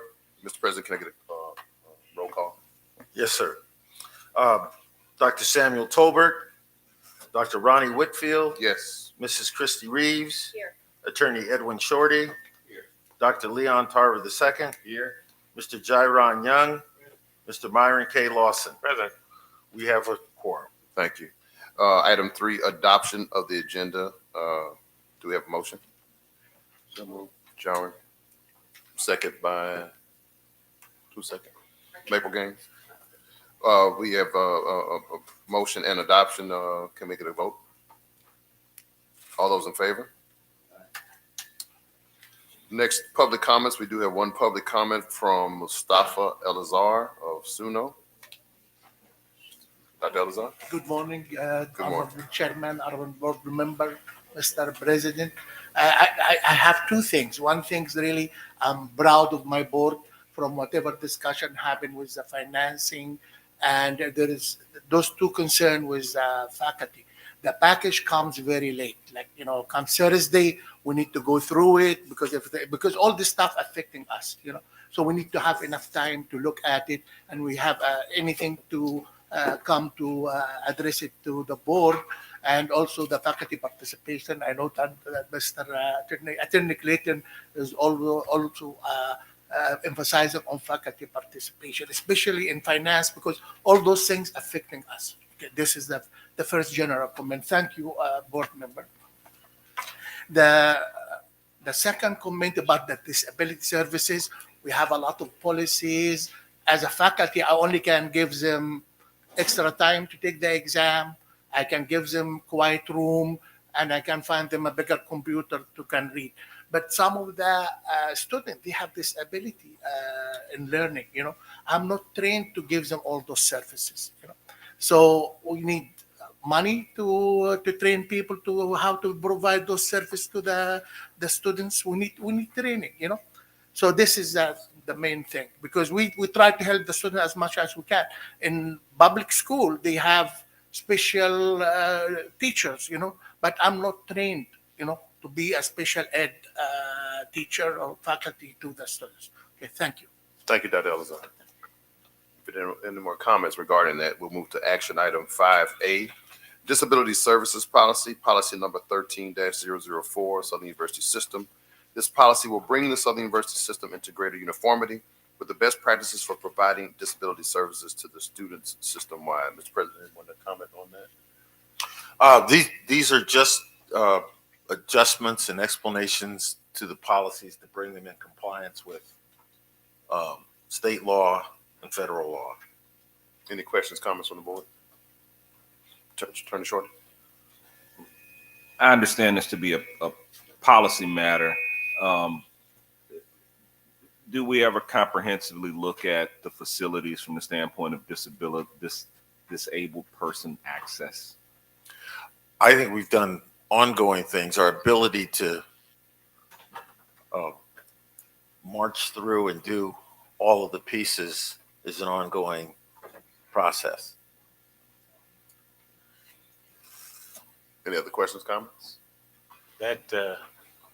That's part of a conversation that we will have with an opportunity that's probably before us that will include significant dollars, because we are grossly underfunded when it comes to deferred maintenance and addressing many of these issues. So we're going to be having some very deep conversations within the next several weeks about this. Thank you. Thank you, Mr. Chair.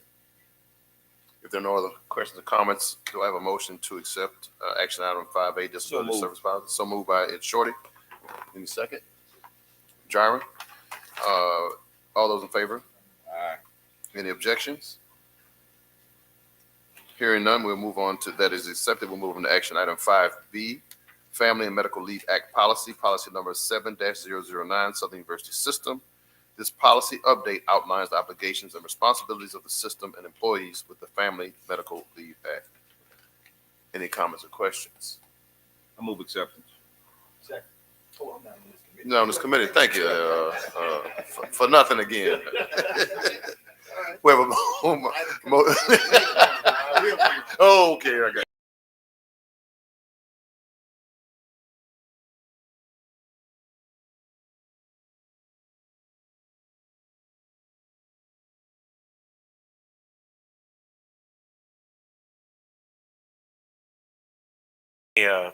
Next meeting at the Classic, I want to put an item on here that talks about wellness days for our faculty, staff, and students. And I want to get something back because I think it's time, as we're addressing the challenges that all of those entities have, I think we are to, as a governing body, address the ability to afford them some time that they may need for wellness or getting things together, which included maybe think about the discussion about Lake Kernan. When you look out the Magnolia Room, if I recall, which is an ideal spot Dr. Penning and I have been talking about with the Wellness Lounge for the faculty and the staff. There's no reason they shouldn't be able to go out on that lake, enjoy a peaceful moment to have lunch and dine. I talked with the Airmark facility for that. So not only we should afford them those days, we should afford them the spots on this campus to find solitude when they need it. So I look forward to the next meeting.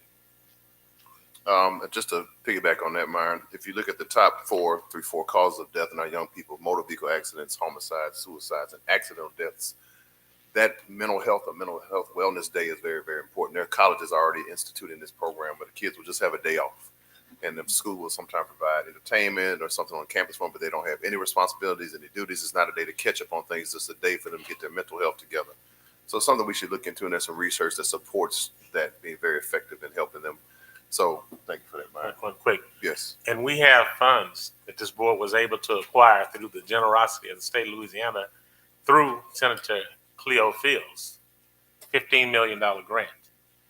And they are utilizing, you saw much of it to work to the credit of all of these chancellors to do just that. So shame on us if we don't take advantage of putting these spaces and developing wellness centers throughout the semester. So thank you. Thank you. The Regents also distributed additional money to address mental health issues that we've distributed to the campuses. So here in no other business, move for adjournment. Is there a motion? So move. Moved by Ed Shorty. Second. Jaron, you've been on it, brother. Jaron, that man. Yeah, on it. Quick with it. Meeting adjourned. Thank you. Mr. Young. Okay, we'll now go into the Personnel Affairs Committee and accept the chair of that committee, the Honorable fellow from the North, Sam Gilliam, take charge of that committee. Thank you very much, Mr. Chairman. The Personnel Affairs Committee is hereby called to order. Mr. President, please give us a roll call. Yes, sir. Mr. Sam Gilliam. Present. Mrs. Christy Reeves. Here. Attorney Tony Clayton. Here. Mr. Zell Dudley. Dr. Leon Tarver. Here. Dr. Orlando Williams. Here. Mr. Myron Lawson. Present. We have a quorum. Thank you very much, Mr. President. The next item we move to is the adoption of the agenda. But before we get there, there are some revisions we need to bring to the attention of the committee. One is item D, number 2. Under the category or the column current, that salary should read 50,000 as opposed to 80. And also, the agenda is being revised to table items B4, B5, and D1. Okay, those are the adjustments. Okay, they are. D2, adjusting the salary, Mr. Clayton, from 80 to 50. It was a typo. The current salary. Yeah, the current salary. From 80 to 50, because it appears as though we're actually giving a decrease in pay. But you with us? Got it. Good. Okay. Do I need to repeat the others? Or you? Yes, with? Okay, surely.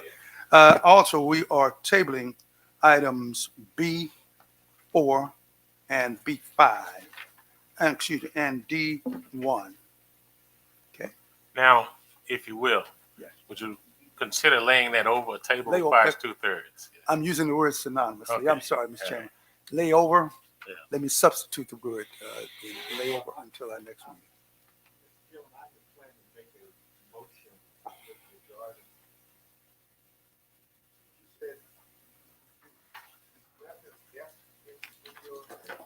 I did not. Let me see if I was supposed to. Okay, I have not. Okay. What's your pleasure? Personnel Affairs Committee on adoption of the agenda as revised or as amended. It's been moved by Dr. Williams and seconded by whom? By Ms. Reeves. Thank you very much. Thank you, Ms. Reeves. The Personnel Committee has been moved and seconded that we would approve the agenda as amended. Those in favor, please let it be known by sign of aye. When you amend, do you have to do a roll call? I do indeed. Do I? Madam Counsel? I don't think so. No? Okay. Okay. Okay. So we're in order. We're in order. Okay. Those in favor, again, let it be known by sign of aye. Opposers, nay. Hearing none. The agenda is thus approved. We move next to number 4, to number 4, public comments. And I have quite a few. In fact, we have quite an adventurous agenda, period. Let me call them in the order that I have received. He's ready to go. Okay. I'm going, if you don't mind, I'll call for comments in the order that they have been put on my desk. And I have Dr. Mustafa Eleazar. And by now, Doctor, we appreciate it. It's good seeing you again. You were with us, I believe, in Shreveport in the spring, and we always appreciate hearing from you. I think it's a line.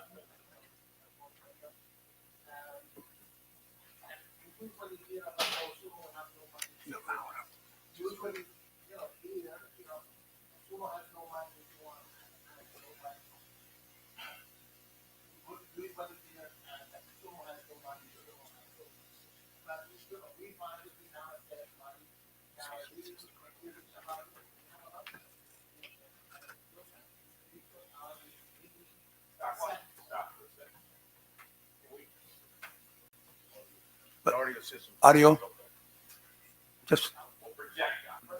Just a little louder, Doctor. Into the mic, if you would, please. I have the same problem. There you go. We're giving a hand mic, I think. Yeah. So, we now and then require money, and we have a lot of investigation with very high salary, right? And the number of the students that are not are over 100%. I understand we giving raises to some members for retention purpose, because we have to compete. If they don't give them the salary, those members will leave, So we have to give them raises to be competitive. But the same thing with the faculty, We have an equity issue. The faculty, they have very low salaries. And the former president, now my brain went. Dr. Tarver, I'm to you. Yeah. So they were suggesting that they're going to have a committee to investigate the salary of the faculty to try to have equity and raises to be competitive with other universities. But it never happened.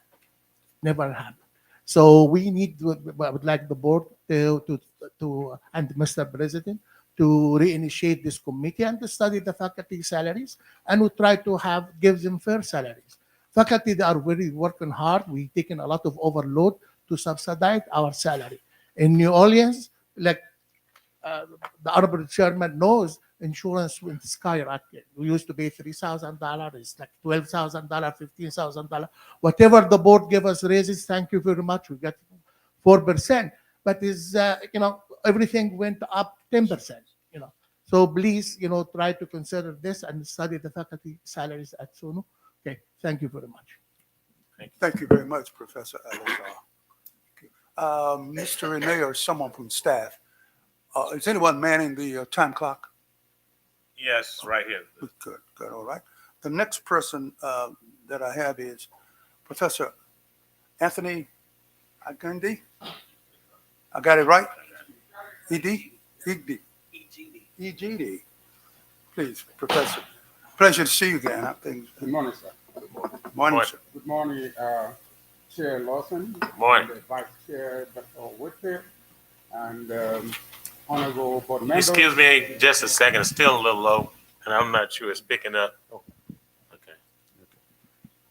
Honorable board members, specifically Tony Clayton, we, the Faculty Senate, welcome you back to this board. And we don't need to give our faculty or our colleagues introduction about you, because they're familiar with you already. We know the kind of work you do. and we welcome you, sir. That being said, my name is again Attorney Gidi, Vice President, Faculty Senate, SUBR.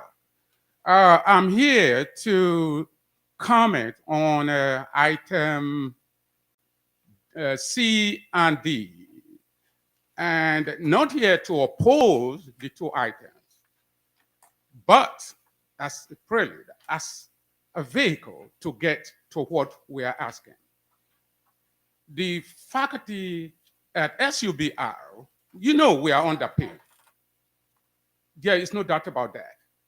And we have been asking for pay adjustment for promoted faculty for the past 2 years. We've been everywhere, all the way to Shreveport, to make complaint to our honorable board members. We know you use your discretion. We don't ask you to do something, you use your discretion. However, though, we have to really commend Chancellor Pierre. His doors are open. We can go to his office without, 1 or 2 days appointment. My Senate president can just call and say, okay, let's go to Chancellor Pierre. And some few days back, he met with us about this issue, and he promised to address it. And what we are saying, according to an African proverb, yes, that promise was there. According to an African proverb, not until a snake is dead, you don't cut its tail. Otherwise, it will fight you back. So not until our faculty are compensated, we have families to take care of. Not until that is done, we will not hesitate to come before this honorable board to request for an adjustment. We don't want you to abandon us. We have about 260 full-time faculty. We are not talking about part-time faculty. And they are underpaid. They came here on a minimum wage. Remember the time they came here, some of them entered the system with $40,000 with a PhD. And thinking that the moment they are promoted to the rank of professor, they will get to maybe about 80,000 or more, but they are still below. They are still below. We are just appealing to our honorable board members not to abandon us. And we have trust in Chancellor Pierre. As he promised, he will address this issue. Thank you so very much. Thank you, Professor Akiti. And thank you for your concern. It's always a pleasure to have you before us. That is the summation of the public comments. Do we have any more coming forth? Yeah, one more. Can I comment on something? Certainly, may, sir. That the gentleman who just spoke. I can't pronounce it. It's Edie. He is spot on when he talks about shared governance. Chairman Smith and you, Chairman, you brought that concept up. Shared governance means it's just not this administration. Yeah. That now has These people. to be heard. And folks, when you look at all this money that they're shelling out, please, let's, I don't want to wait to choose what kind of condition y'all doing. But they make it a point. I don't know how you can bring this stuff forward without faculty input. And I don't know that gentleman, but he's spot on with what he's talking about. And folks, you can't run this university without the students, the faculty, and the administration. And it just seems to be top standard. Thank you very much, Mr. Clayton. The next person is Professor Devine. Please, sir. Always a pleasure. Good morning, Chairman Lawson. Morning. Vice Chair Whitfield. President Shields, the distinguished board members, acting Vice Chancellor, interim Vice Chancellor Young, and all faculty and all distinguished board members that are here. Thank you.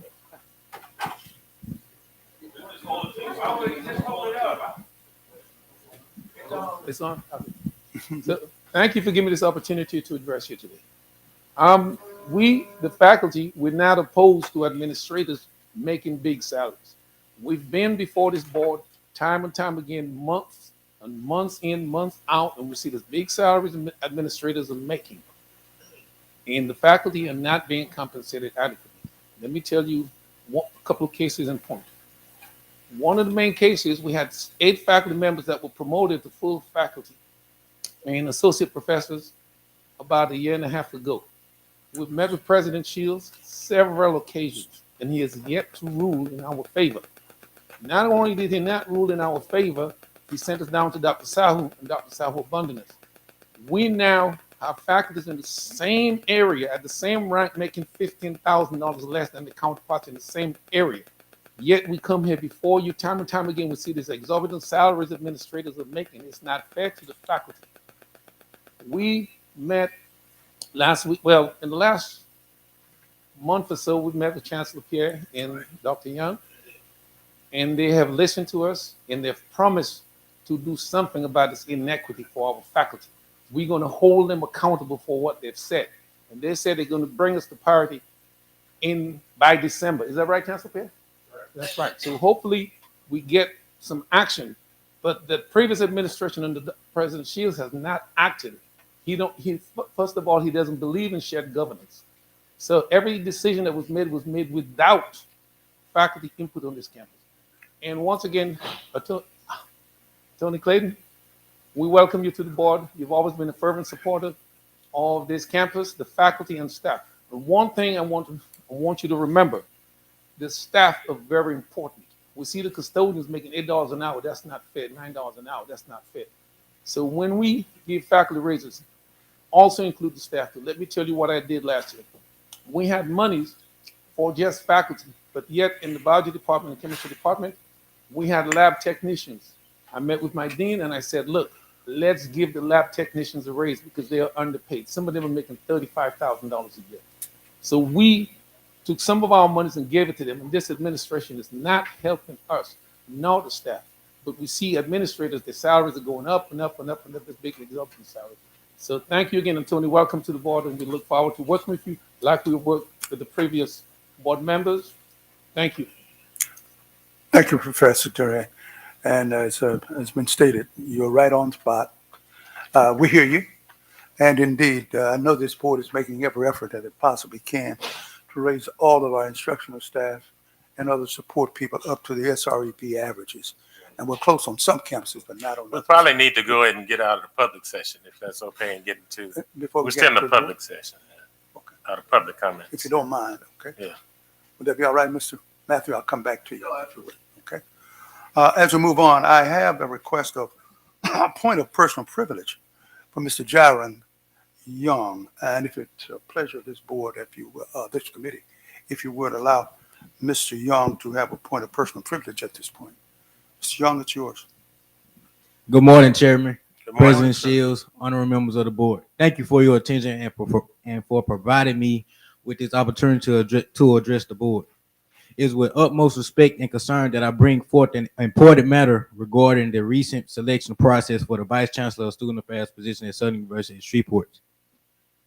Throughout the course of discussion, both within my cabinet and among fellow students, it has become evident that the absence of student representation under the interviewing committee is a significant point of contention. We firmly believe that in conclusion of student perspective in such a crucial decision-making process would have been invaluable. I acknowledge that during my meeting with Dr. Gant, it was mentioned that having a student or students on the committee were merely an option. However, I respectfully assert that this option should have been exercised by including a student or student representatives on the interviewing committee. We would have ensured that the voices and concern of the most directly impacted by the role of Vice Chancellor of Student Affairs were adequately heard and considered. Students are the lifeblood of any educational institution, and their experiences and needs should be at the forefront of decision-making processes that directly impact them. The Vice Chancellor of Student Affairs plays a pivotal role in shaping the campus environment, promoting student success, and fostering a supportive community.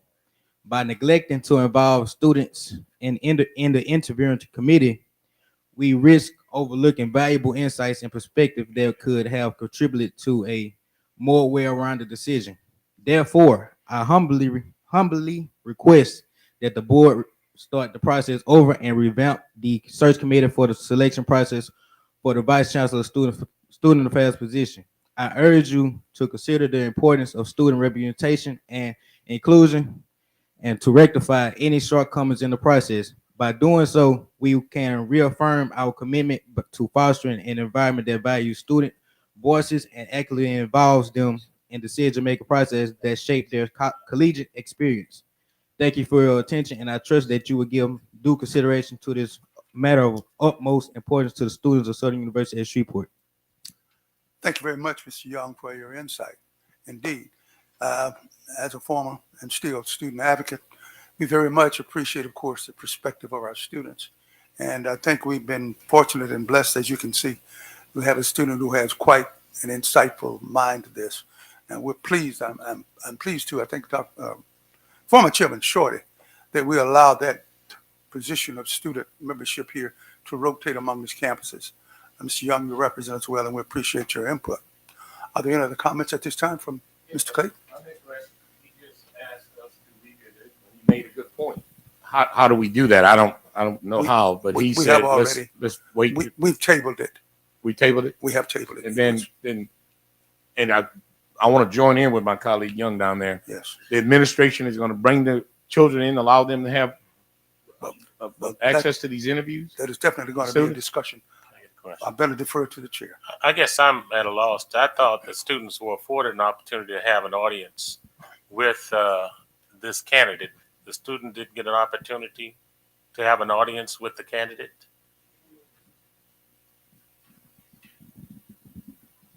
We had a forum, but it wasn't student leaders wasn't there. Like it was certain, I want to say select classes that was there in there. So the students weren't invited, the student leaders? They say they sent the email out, but I didn't receive it, so I don't know. So we might need to afford them the opportunity to visit on the candidate. Go ahead. Mr. Rutledge. I'd like to ask Mr. Young, did you have a one-on-one conversation with Dr. Gann about this before addressing it to the board? You did? At the appropriate time, I don't know if today is the appropriate time or when we bring this back, I think at least we ought to afford the chancellor an opportunity to be heard on this. That's right. We should go there. We should go there now. Dr. Gann. Good morning, Chairman Lawson, President Shields, and members of this honorable board. I have served in positions for a number of years in student affairs and looked at best practices. At Southern University, when I got there and began to look at this role, I met with the Human Resources Director to see how were we setting up search committees to make sure that we were following the policies and procedures of Southern University at Shreveport.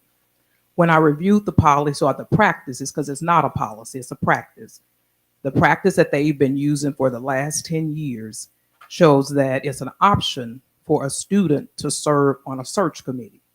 So when I looked at it and I met with the search committee, I said, well, one student, that's just one student serving. Why don't we follow best practice and host a student forum where we would have a larger number of students to be able to participate?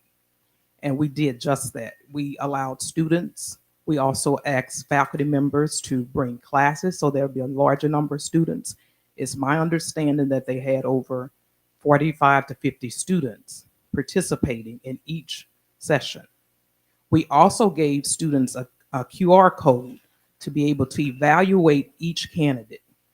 The candidate that we brought before you today is the candidate that the students were able to weigh in on, as well as faculty and staff.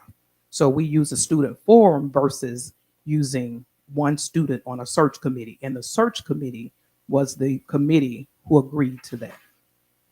And so that is the practice that we follow. In everything we do at Southern University of Shreveport, students are first. And I did have a conversation with Mr. Young in regards to the process. So, thank you, Dr. Kemp. Yes, sir. Does the student have the right to vote? That's simply a yes or no. In this process, I don't like it where the student has the option. They don't have an option to pay the tuition. Right. So the students have the option to make a recommendation. Do they have a right to vote? They all make recommendations like the committee. So the question, Yes, They have a right to vote for the candidate? they have the right to submit their recommendation. I'm saying But- recommendation. Do they have a right to vote in the selection process as to whoever makes the final decision? Do they have the right to vote? Or can they decide? Yes, they can decide. Is they don't make the final decision, they make the decision with the committee, is my understanding. There's a committee of people that vote for the person whoever you recommend. It's a committee that recommends someone, yes. Student on that committee. No. The student participates in the forum. I believe I saw Mr. Fondell first, then Attorney Shorty.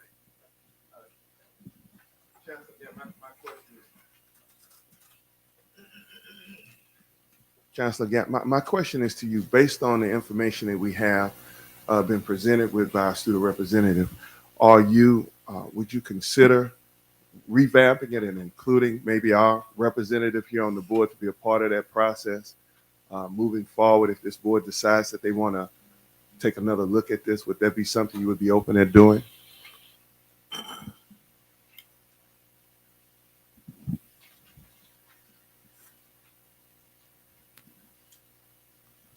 Thank you for your question, sir. Yes, I am open to allowing students to serve on the search committee if that's the pleasure of this board. Thank you. Let me, if you will, Mr. Chairman. to throw out a committee that convened, I assume they were reasonable people that gave their time. Before we do that, I think the students ought to have the opportunity who didn't afford, get a chance to meet with this candidate being recommended to see if they can agree with the committee. And if they don't, and bring some back some reasonable opposition, then we should do it. But the entire efforts of the entire committee, when there may be a meeting of the minds with the students, I think we're getting ahead of maybe an opportunity that they can be on the same page. I'd like to just follow up and say, it's just to give them. And I think you deserve the right. Yeah, to, just being able to afford them an opportunity. Not saying that this candidate is not qualified in any of those things, but what my fellow colleague is saying, we want to be a part of the process. And we may look at moving forward, and even the other chancellors, how we addressing putting committees together to make sure that we have representation there from our student. It is important. He's here. He represents over 13,000 students on this campus.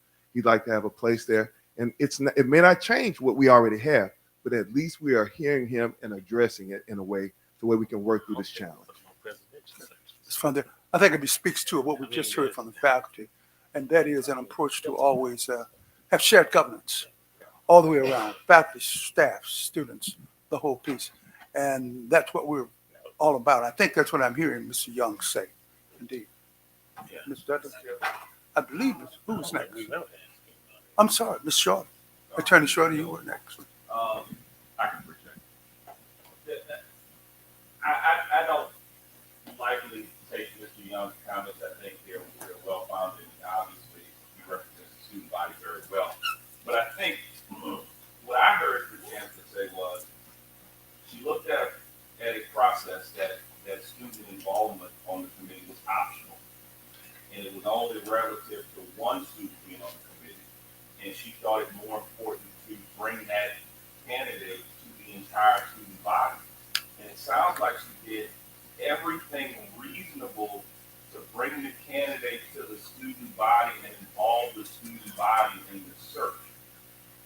As far as having, and going so far as to have forums where the students could weigh in and then survey the candidate. So the suggestion now is to not have that process move forward so that you can add one person to the committee.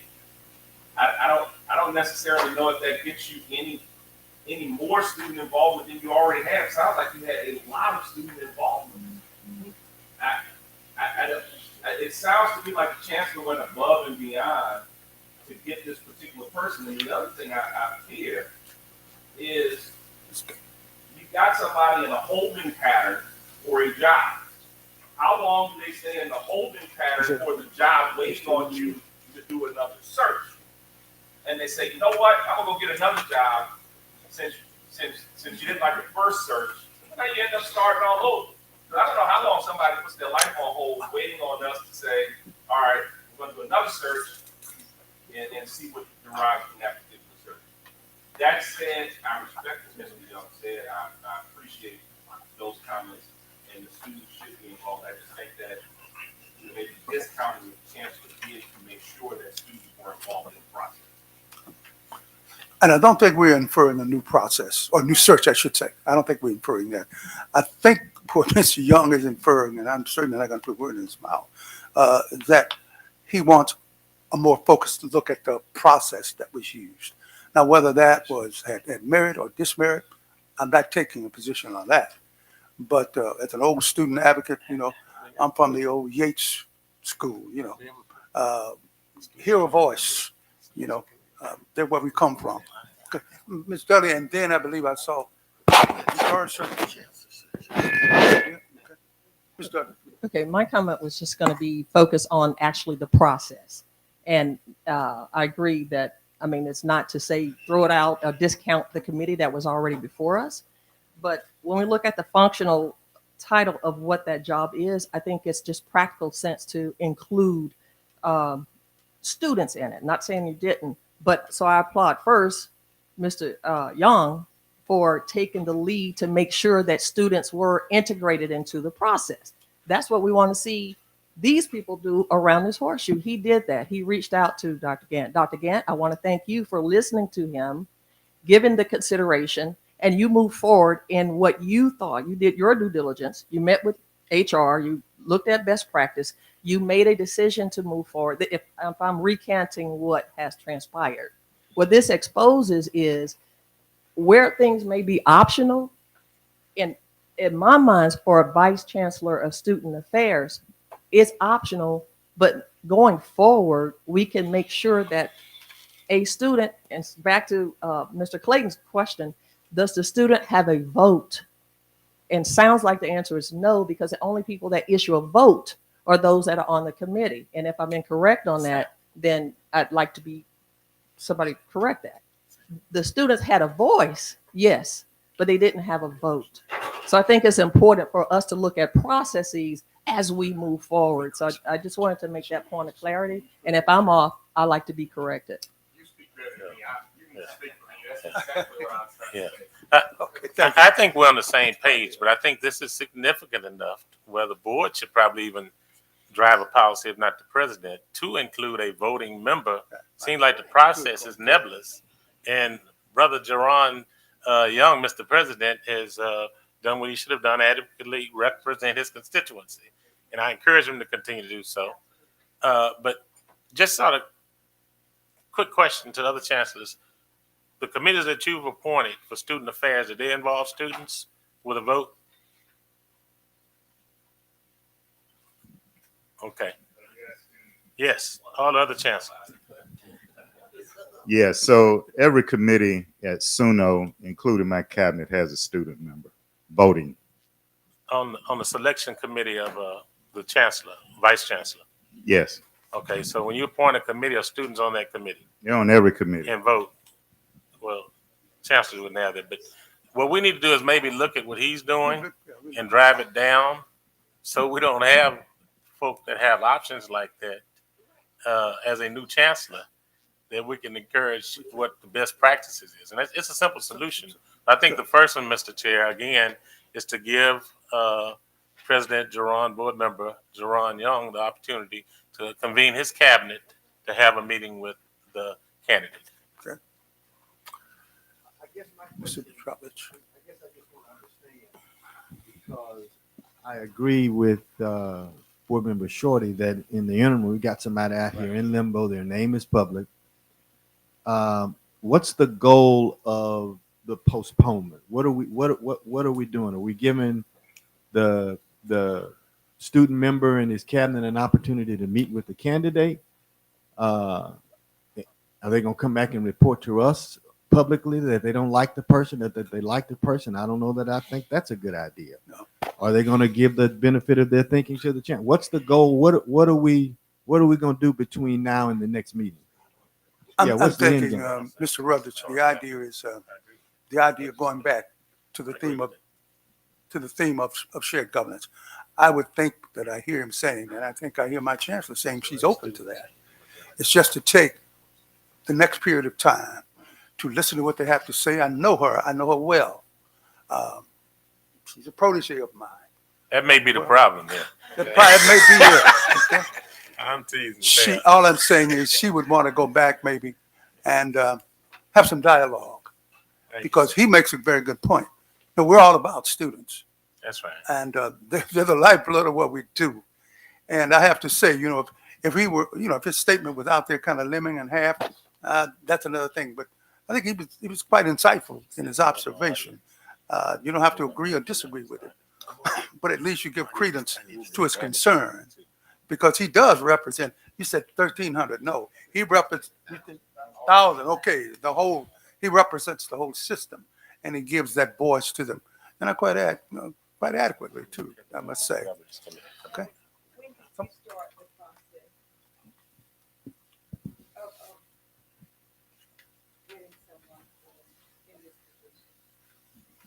This process has been going on for approximately 1 month now. And I do share in the concern about the candidate. The candidate is ready to start, but he is really being sought after several other institutions at this time. That's what you're running into. Okay. Mr. Fundell? I'm confident that the chancellor and our representative here, between now and the next board meeting, will work out whatever challenges they are. All right. You have a good support group with leadership up there, with board members. Y'all are going to work through whatever challenge it is. This individual, I think you want to at least be able to get with them, have some input into it. And then when the next meeting, because it's already been pulled, there's nothing going to happen on it today.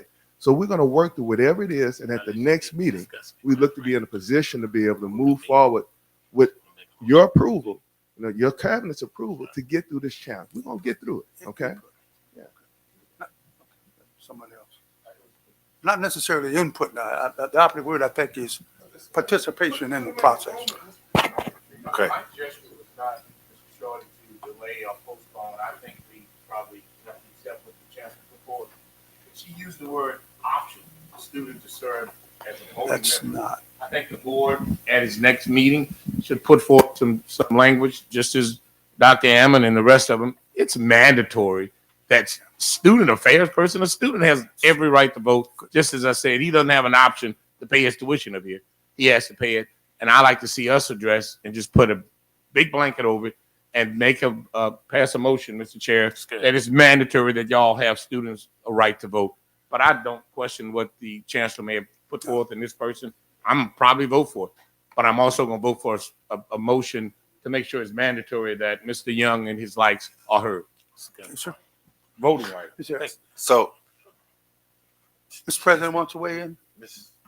Ann.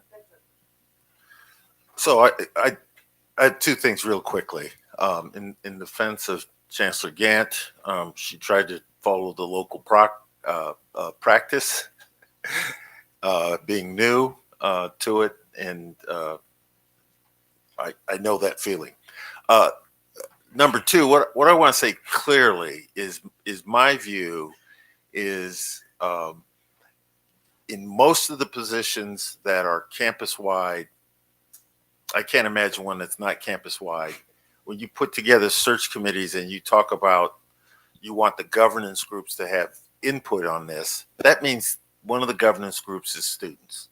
They should always be included in that process. I want to make clear this board knows that's the position that I take, so that it's not just whether or not they get to vote, it's the participation so they can hear and learn how these processes work, how people are assessed, how people talk about these things, putting together prospectus and job descriptions, assembling the questions you're going to answer candidates. That's all a part of the process that students, although it's one student or two students on the committee, et cetera.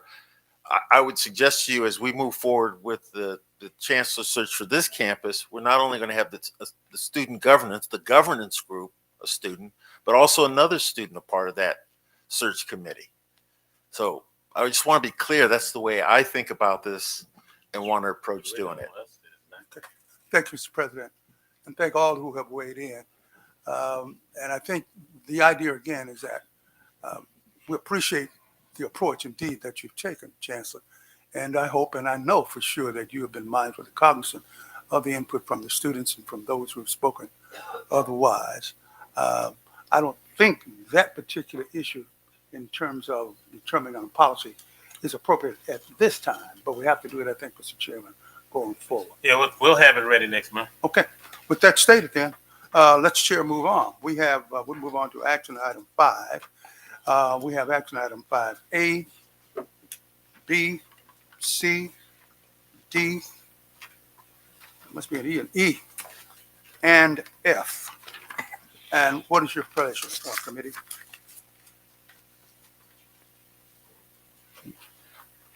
Share what's from Mr. Global what we can. Yeah, no, I don't.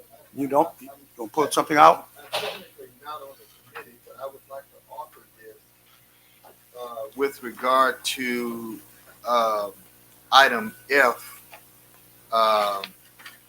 in an attempt to address some of the concerns which are quite legitimate. The whole item, Mr. Dumont? The whole item, The all whole of item, F? correct. Okay. To address the concerns expressed by Mr. Clayton, which are quite legitimate. So as I appreciate it, there is an overload policy. And if I go off the rails, Mr. McClinton, maybe you can correct me, that technically no overload should exceed 50% of the employee's salary. Is that correct?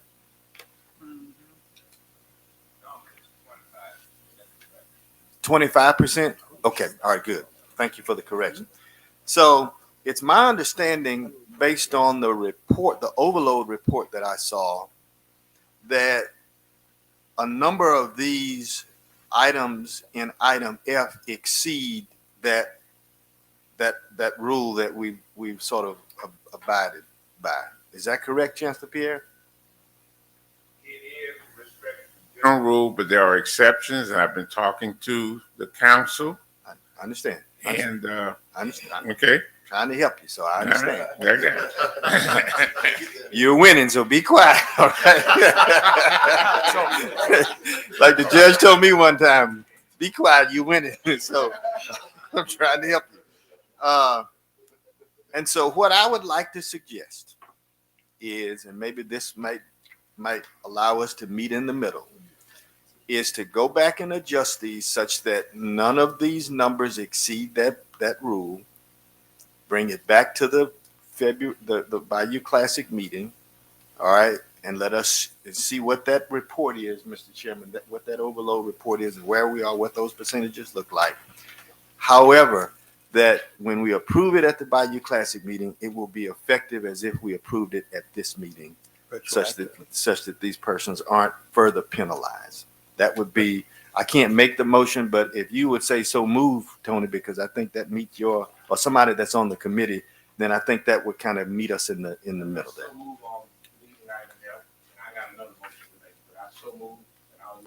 I've got a second. Okay, that's been moved by Mr. Clayton and second by Dr. Williams, that we would eliminate agenda item F. And council, help me out here, since we're changing the agenda. Do I need a roll call vote? I do not. Sorry. Good. Okay. Well, you want me to carry that one first? Let me carry that one. Is it pertinent to this? Because I have a discussion. They're connected. Carry on.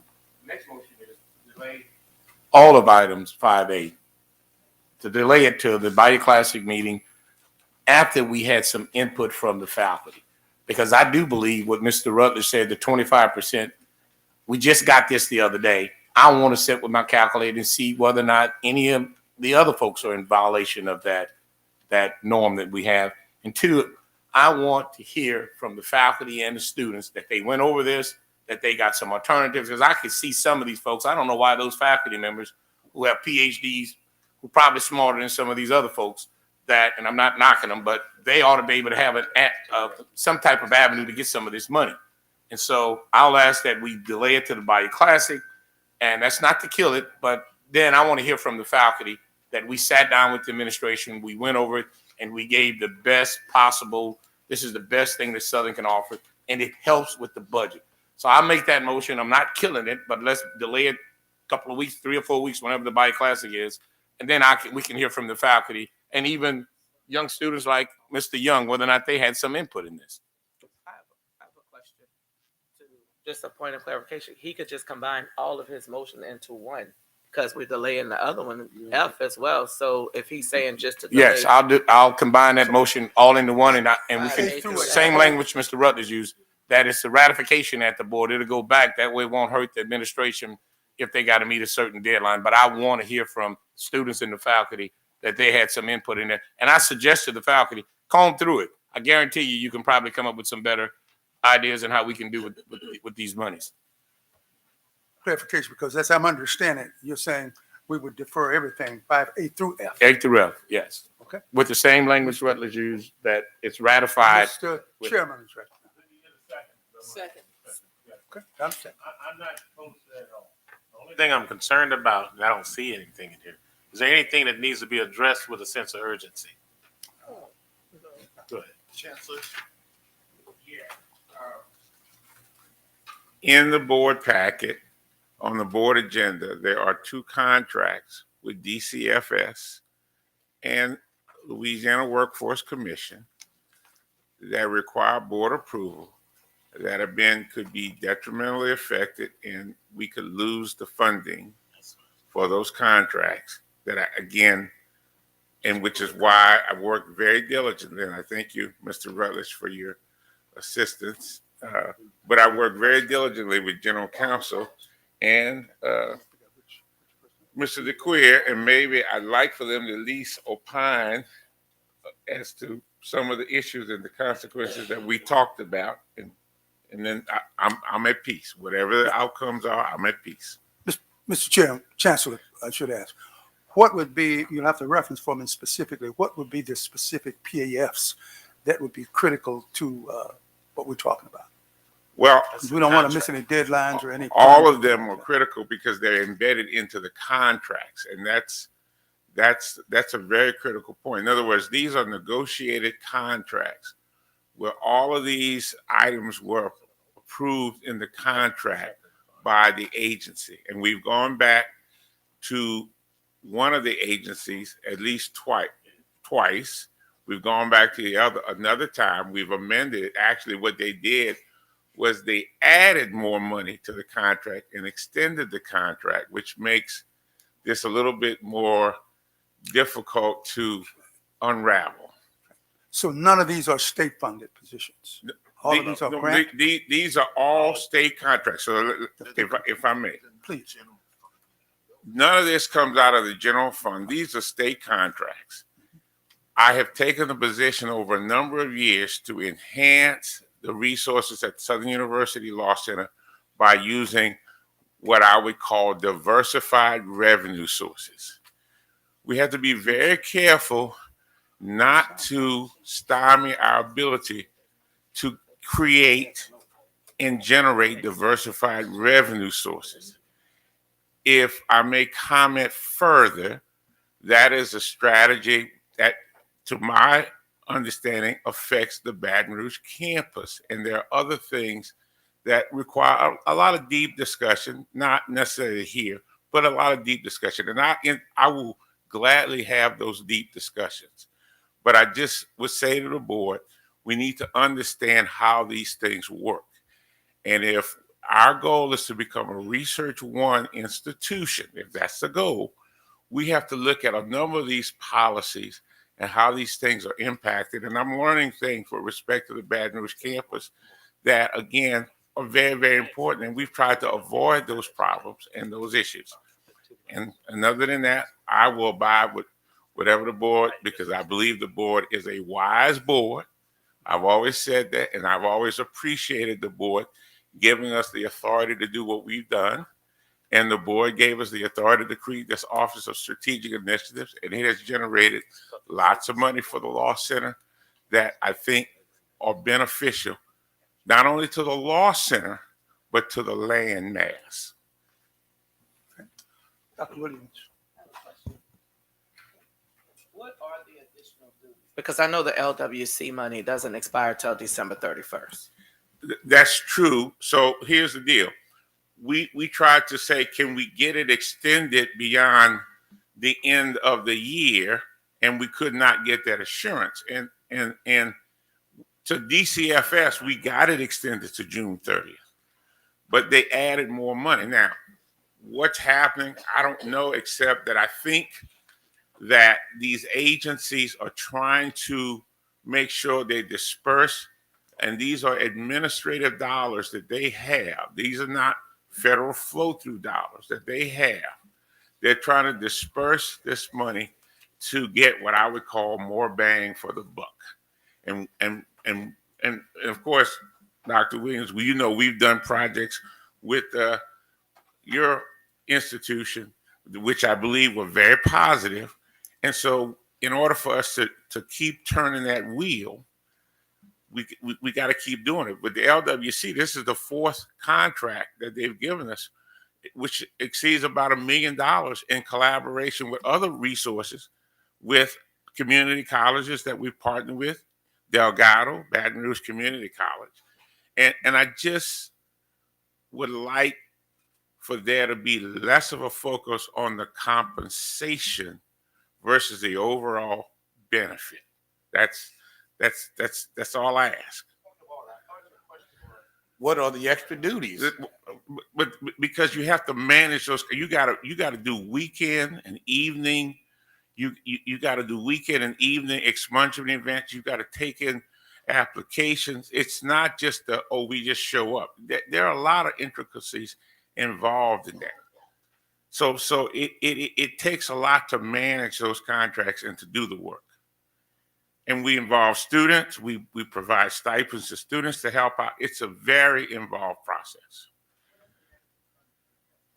Well, it could be in November or December, but again, if we don't have this contract approved, we may not be able to do that, because this is you have to go and do the event and get reimbursed.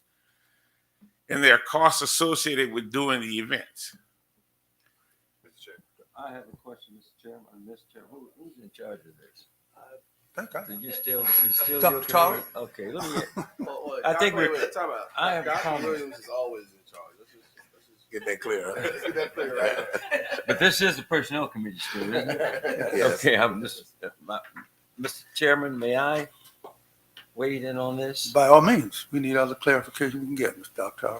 I think everything that's been discussed here is important. But we're trying to throw too many things into the same pot at the same time.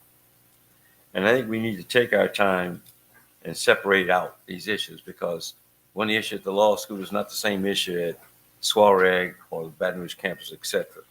And maybe our problem right now is that we're trying to lump in some good principles, and we're trying to throw them all in the same pot. So perhaps we ought to just stop and take a look at that. I heard reference to this 25% piece. Is that a policy adopted by this board? I'm just assuming that if that policy is in place, that we all respect that policy. And that if a policy is inadequate to the need, then what we do is take measure in order to get an exception of that policy as being applied. And I think you would agree with that, Mr. Chancellor. So my sense is that if we would just take these things one at a time rather than five at a time, we might get there a lot quicker. For example, on the question of student representation, certainly there are positions, campus by campus, where student involvement is very critical. I didn't see anything technically wrong or illegal or infraction of our policy by what the chancellor attempted to do. And I understand clearly what the student's concern is. In fact, in some instances, we should be trying to assure that we maximize the participation of students. Now, in essence, I thought that's what she was doing by saying we're going to have this student forum. We may need to have more student forums across these campuses in order to do that. But likewise, we need to have some more faculty forums to do that. But I don't think you do this in an instant of a board meeting where we're making a critical decision at this time. If there's been no infraction or the policy or the practice here, even though it may be weak, even though it may not meet to the satisfaction of students or faculty or anybody else, we have to decide whether it's injurious to our policy or to the principle we're trying to reach. And at this point, I don't see anything injurious to that behavior. So I do think that when it comes to student representation, that is an item that needs to be clarified by this board. This board does have the authority and the power to effectuate a policy affecting all of our campuses with respect to representation of all of our constituencies. And it's something, Mr. Chairman's gone. It's something that no, I'm thinking about the other chairman. It's something we need to be able to address, and we can address that without necessarily interfering with the immediacy that I hear here. And there are two immediacies. One immediacy, in my estimation, was the first thing that brought up by our student representative with respect to Shreveport. And then we leapfrogged over here to the law center, and that would be the second one. So if his second immediacy with respect to the contract with the organization, I want to separate it out and say that's separate, that we ought to be able to approve the contract. Now, how he's trying to apply that contract to the needs of his faculty in relationship to that 25% limitation, that can also be settled within it. So if we pass a policy to allow for the contract to exist, then I still think it gives time to consider the issue of whether or not the 25% or whatever that overload constriction is, we can resolve that, and it won't affect that contract, will it, Mr. Chancellor? It may. I don't know the answer. And again, that's why I've asked. Let me give you an answer. I believe the general counsel and Mr. DeCreer can possibly give you the answer, because I've gone back and I've learned not to be a lawyer for myself. May I allow Ms.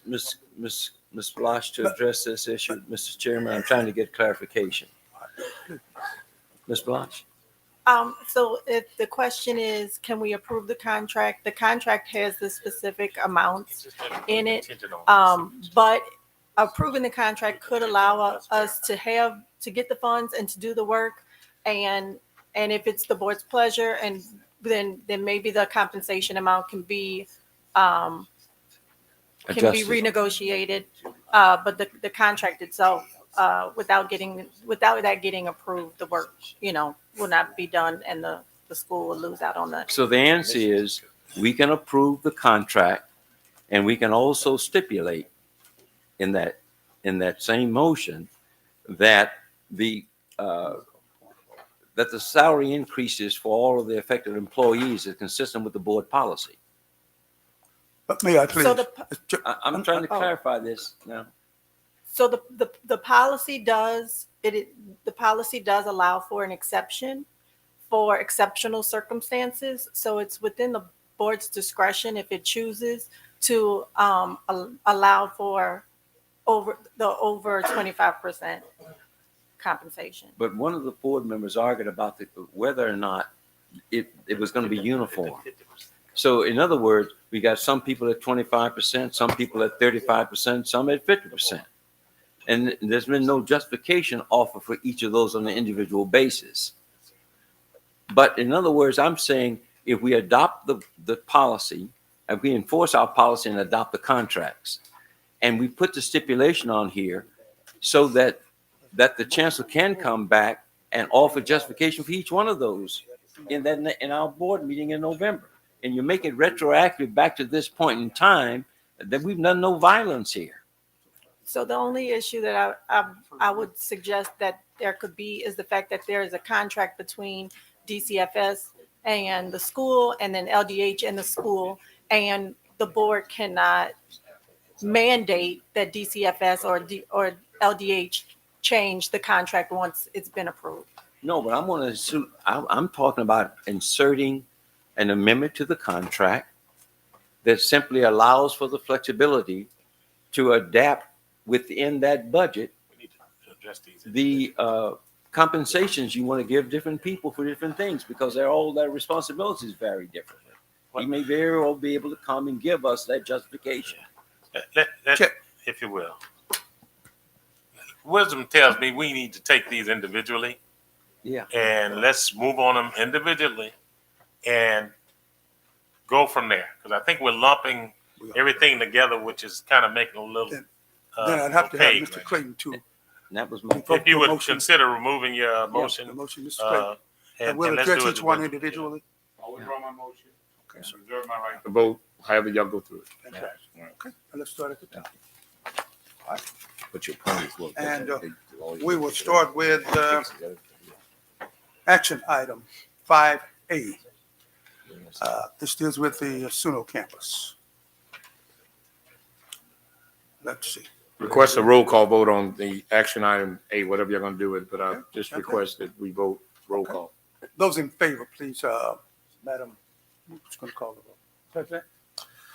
Those in favor, let it be known. by I'm sign of requesting a roll call vote on each item so that we aye. Each can, one. well, 5A, B, C, D, and all the way as we go down. The motion that's just on A. Right, it's just on 5A. Yes. On 5A. Okay. Those in favor?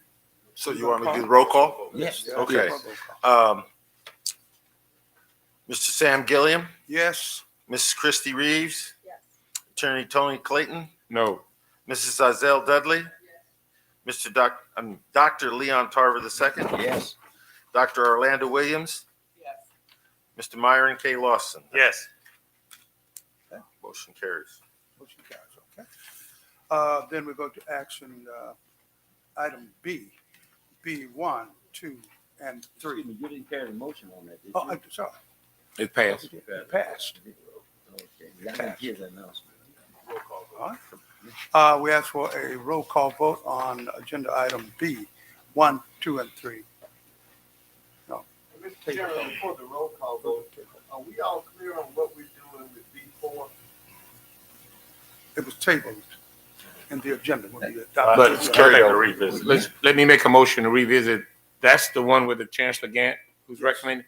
I move that we add 4 back to the agenda. I'll second. If we're adding it back in, do we have to have a roll call on that? No. Okay. Okay, good. So now we're getting a roll call then on B1, 2, 3, and 4. Okay? Go ahead. Okay. Roll call on 5B. Mr. Sam Gilliam, Yes. Mrs. Christy Reeves. Yes. Attorney Tony Clayton. Vote against my own motion, no. Now, is this on the passage of B1 Yes. or adding Oh, it the back adding, to we it? never voted on the adding. You don't have to add. You didn't have to. She said we Didn't didn't have have to. Legal said you didn't have to add roll call to add it back in.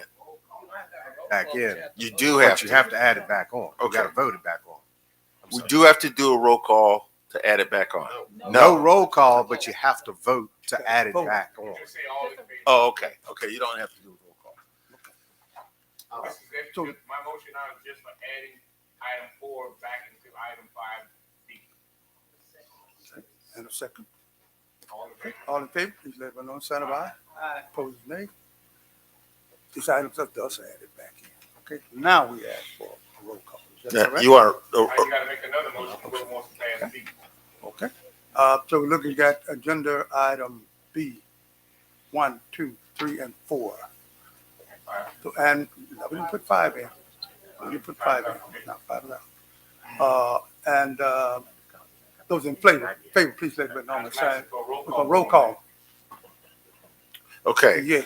One day. A roll call vote on 5B, 1, 2, 3, and 4. Yes. Mr. Sam Gilliam, Yes. Mrs. Christy Reeves. Attorney Tony Clayton. No. Miss Zazelle Dudley. Dr. Leon Tarver II. Dr. Orlando Williams. Yes. Mr. Myron Lawson. Yes. The motion carries. Okay, thank you, Mr. President. We move to agenda item 5C. This deals with the Agriculture Center. Those in favor of items C, 1, 2, and 3,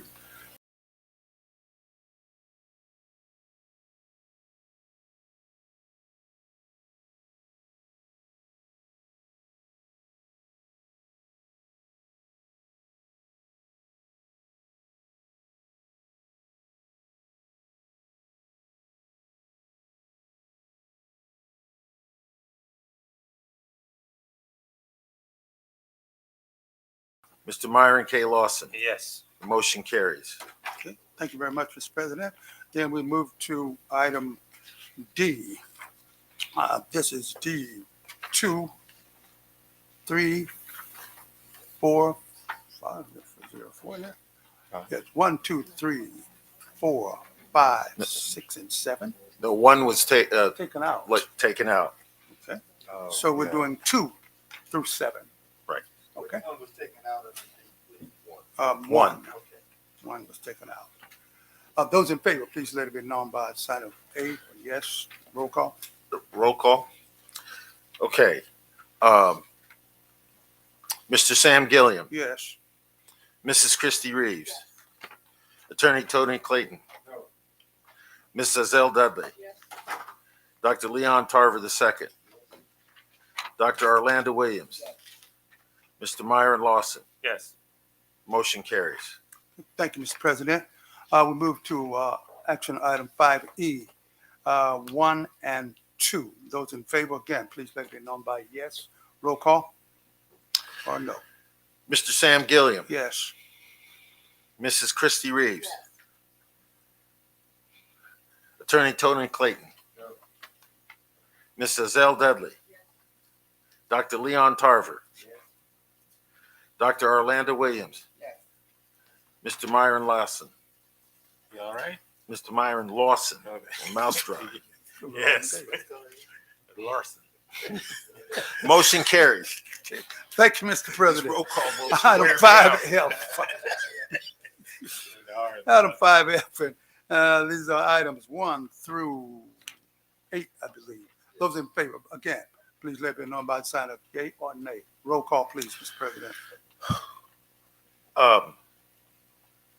Mr. Sam Gilliam. Yes. Mrs. Christy Reeves.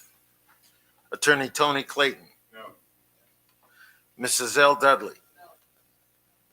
Dr. Leon Tarver II. Dr. Orlando Williams. Mr. Myron Lawson. Yes.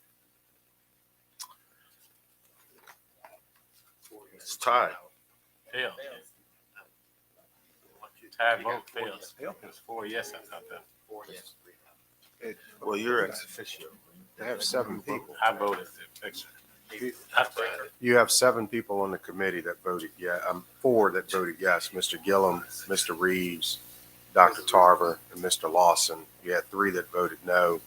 Mr. Tony Clayton, Mrs. Azelle Dudley, and Miss Orlando Williams. So 4 to 3. So it's 4 4 to to 3. 3 and Motion 4 in passes. favor, 3 negative. All right. Good. Yes. Ex officios have He's a right ex to officio. vote. All right, we move on to item G. Good question, though, Tug. This is a request for credit for prior service at other institutions for the professor that is in your packet. Chancellor? Yes, sir. Pedrioli has been a professor at a number of other institutions, not only at the undergraduate level and at the law school level and in Europe. And under the board bylaws, he can seek credit for time served at another institution within the discretion of the board. And based upon his record and his contributions to the Law Center, it's my recommendation that the board consider exercising that discretion to give him, I believe, we were talking about 2 years credit, if I recall correctly in my request. Okay, indeed. Question? I read somewhere, I don't know if it was pertaining to some issue with the board where someone came from another university and was trying to get on Southern to assume whatever retirement or something that they have had from another university. My question to you is, whoever this gentleman is, are we giving him, when you say credit, that's kind of vague, are we letting him come into our retirement system with the other faculty folks who have been there a little longer? I mean, what are we buying from this guy to accept whatever credit he has from, what does credit mean? Well, what credit means is for purposes of him seeking tenure, he can have 2 years of service at another institution counted towards the time needed for him to get tenure. Okay. Any other questions? None. What is the pleasure of the committee? Question, Ms. Reeves? My question is this a consistent practice across the board? Yes, Okay. yes, it is. Further question, discussion? Chair will entertain a motion. So just to be clear, he made this request to you, and then you have a committee within the governance committee within the college, or what? It is not based upon the governance committee. It is a board policy that the board has a discretion to either approve or deny. It is clearly discretionary. It's not mandatory. Then I have another question. What does the faculty say about it? Because are they okay with that? I mean, can I hear from them? Well, you certainly can. There's a faculty meeting at 3:00 after this board meeting, and I invite you to come to the faculty meeting because we have faculty meeting after board meeting. But that'll be after I vote on this. Well, that's true. So let me Figured it out, huh? Learning a lot this short meeting. But let me say this, Mr. Clayton. This is just my point about No, not having faculty input. I understand, but if you want to, again, if that's the desire of the board for us to go out, It's just Mr. me. Chancellor, I'm not Mr. speaking Chancellor, for these we folks. got a motion. All right. Okay. Won't respond. It's been moved by Mr. Dale Dudley and second by Dr. Williams that item 5G would be approved.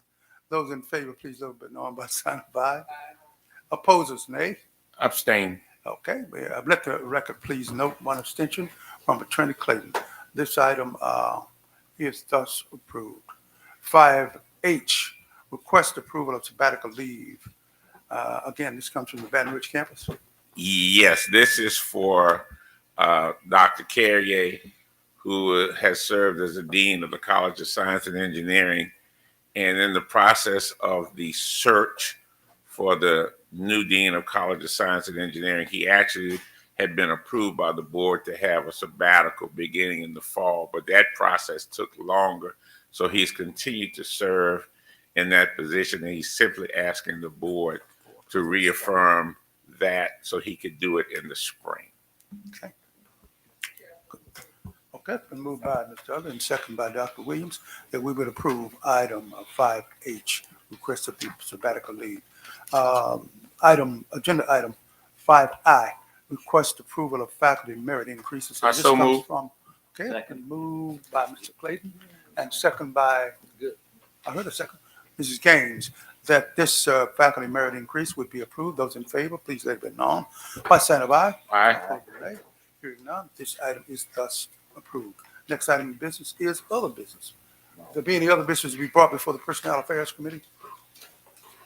I know you want to stay here longer, but number 7, agenda.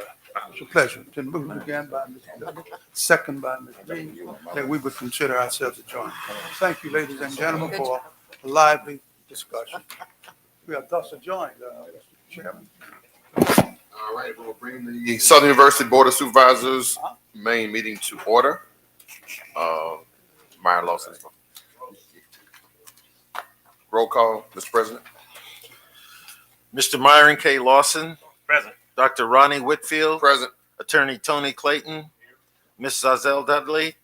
Mr. Raymond Fondell Jr. Mrs. Maple Gaines. Mr. Sam Gilliam. Mr. Paul Matthews. Mrs. Christy Reeves. Attorney Des Moines Rutledge. Attorney Edwin Shorty. Mrs. Ann A. Smith. Dr. Leon R. Tarver II. Reverend Dr. Samuel Tolbert. Dr. Orlando Williams. Mr. Jairon Young. Okay, we have a quorum. Thank you, Mr. Secretary. Item number 3 is the adoption of the agenda. Are there any adoptions to the agenda as printed? Hearing none, all in favor, aye. Aye. Opposed, motion carries. Item number 4, public comments. Are there any public comments pertinent to the agenda as printed and adopted? Seeing no one approach the podium, Item number 5, resolutions.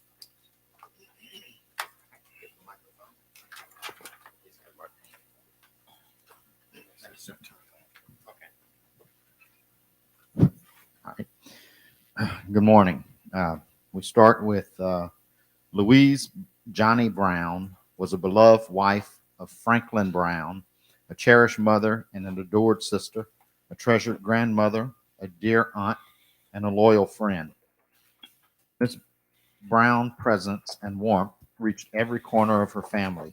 Her legacy lives on not only in the memories she leaves behind, but also in the love she generously shared and the wisdom she imparted. Her enduring love stands as a testament to the indelible mark she left on all who had the privilege of knowing her. She passed away on September 8th, 2023. Ms. Dorothy Mae Palmer Boyd was a graduate of Southern University at New Orleans, earning a bachelor's and master's of social work degrees. She also received certification in education from Dillard University. She was the grandmother of Keela E. Banks, who is a career counselor at Southern University Law Center. Ms. Palmer Boyd passed away on September 20th, 2023. Mr. Virgil Michael Mills was no stranger to the restaurant industry. His lifelong hospitality employment career, initially working at the world-renowned French Creole Fare, Galatoire's restaurant in New Orleans French Quarter. He later worked as a waiter and mixologist in many of the five-star hotels in New Orleans, including Marriott Intercontinental, the Roosevelt, and Royal Sonesta, just to name a few. He also worked as a waiter at many of the major events at the Ernest N. Morial Convention Center in New Orleans. He was the brother of Stacy M. Armelin, who is a faculty member and office coordinator at the Southern University Law Center. He passed away on September 25th, 2023. Mr. Brian Keith Cooper graduated in 1988 from Peabody Magnet High School in Alexandria, Louisiana, after which he enrolled at Southern University A&M College in Baton Rouge, Louisiana, and obtained his Bachelor of Science in Mathematics in 1994. Mr. Cooper was a member of Omega Psi Phi Fraternity Incorporated and the Southern University Human Jukebox, where he played the trumpet. He passed away on September 28, 2023. Miss Brandy Danielle Shulshire Williams possessed a beautiful smile and spirit. She loved and showed love to all who she encountered. She was the daughter of Terry Lynn Stewart, who worked in the purchasing department. She passed away on October 10, 2023. Miss Edna Mae Quart Lewis, class of 96, a graduate of Southern University Baton Rouge, earned both a bachelor's and master's degree. After graduation, she returned home and began a career at Suno. She passed away on June 9th, 2023. And Mr. George Marvin Neely Sr. began his career at Southern University Baton Rouge College of Business, Management, and Marketing Department chair from 2006 to 2011. Services October 21st, 2023. McNeely United Methodist Church, Baton Rouge, Louisiana. He passed away on October 8th. And that concludes our resolutions. Thank you, Dr. Vital.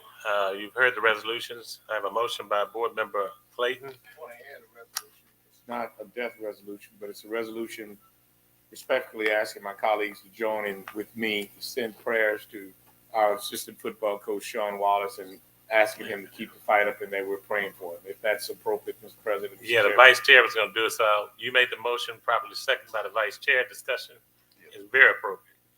So if I could just take this moment, guys, I don't know if you all know, but Sean Wallace was probably one of the most outstanding football players ever walked this campus.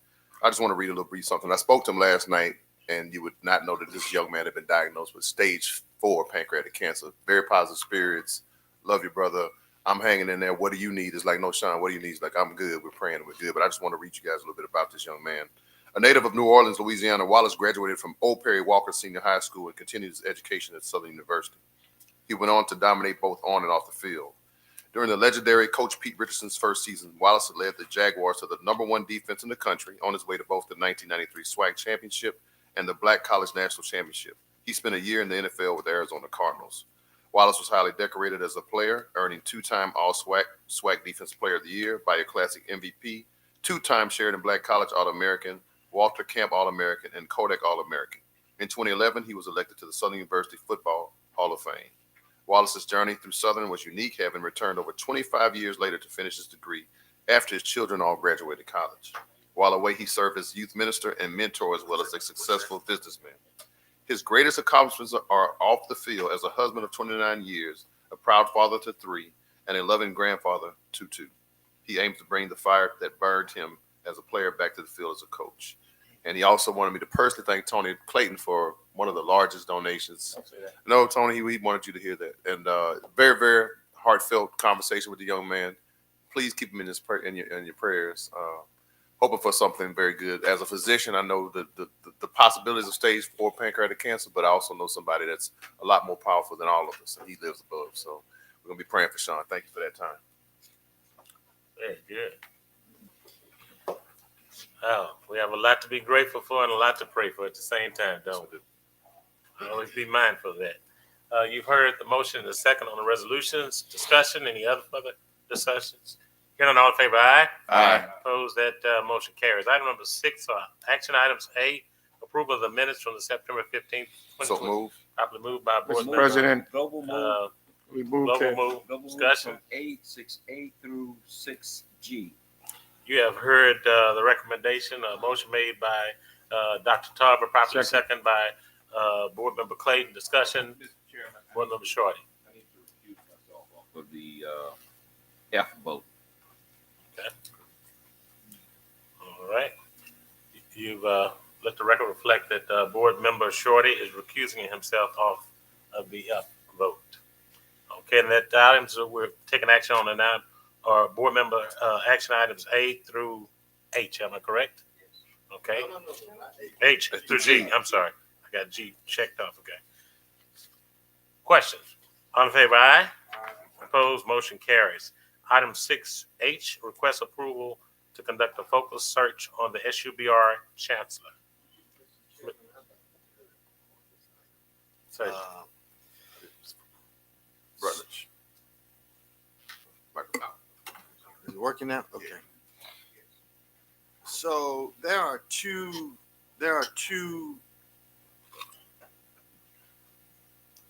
some policy implications with this item that I want to offer up. And then I want to make a suggestion with regard to how we move forward with this particular item.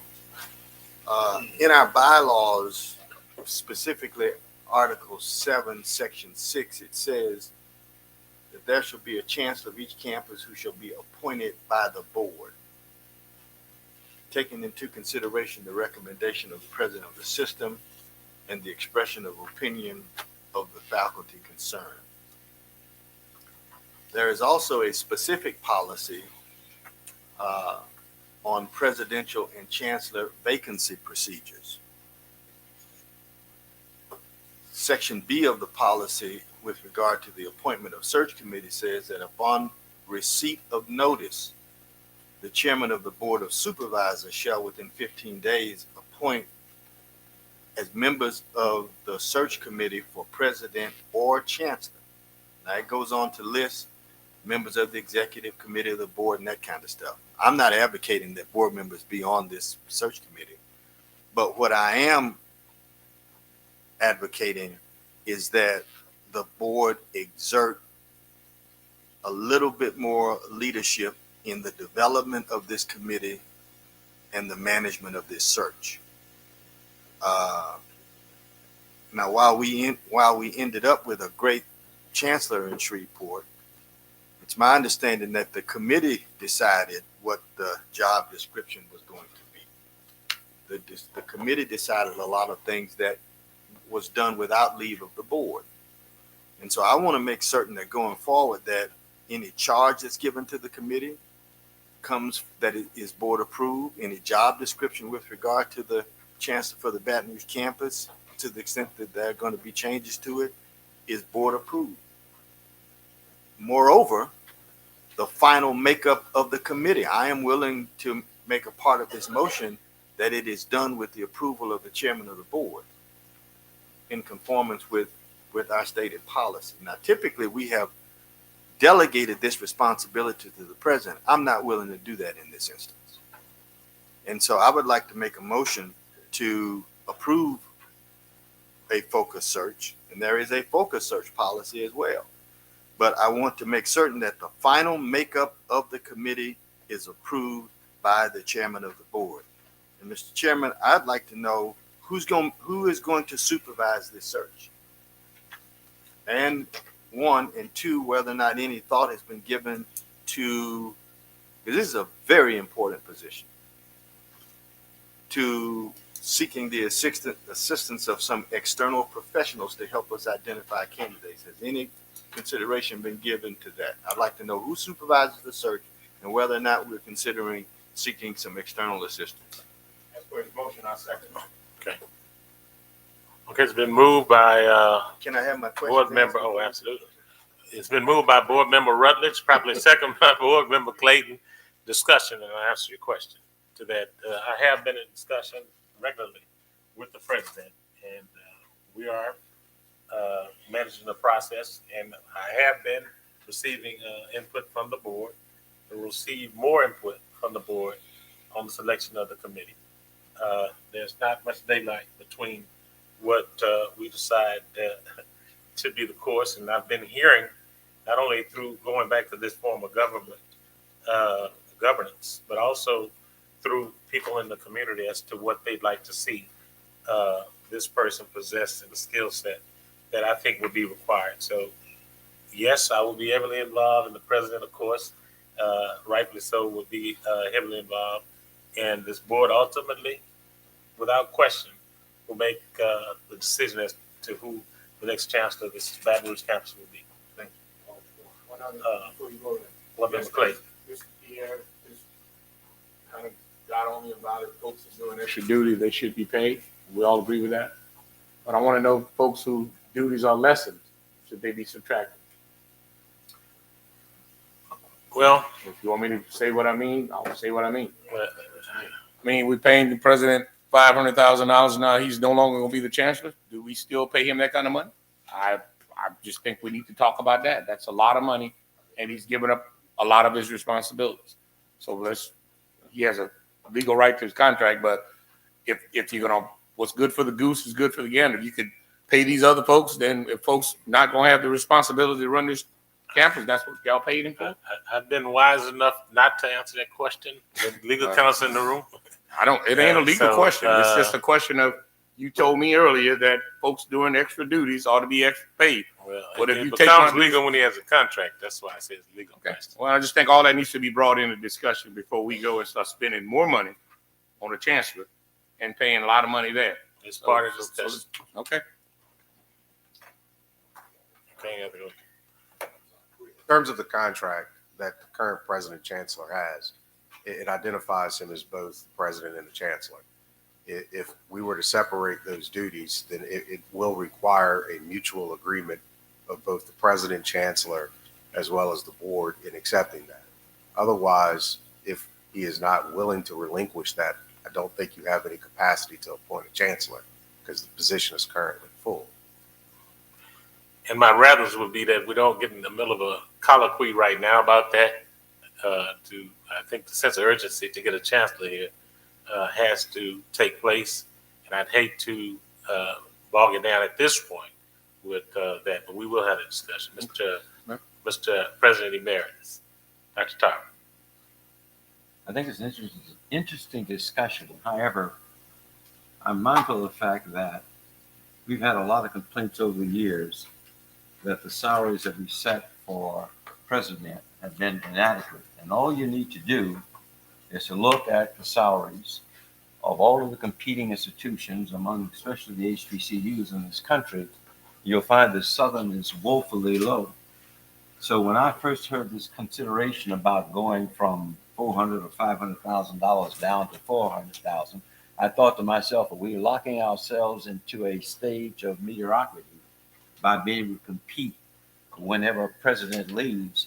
We have an inadequate salary to be able to competitively compete with people around this country.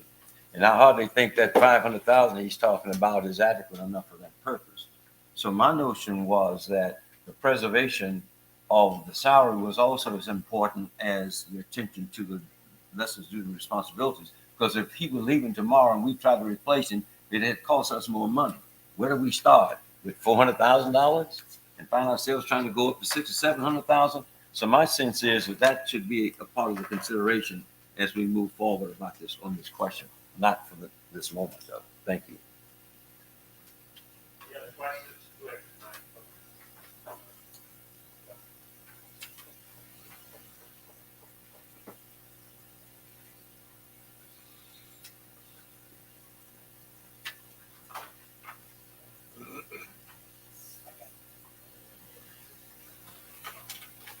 Okay, you heard the motion as made, discussed.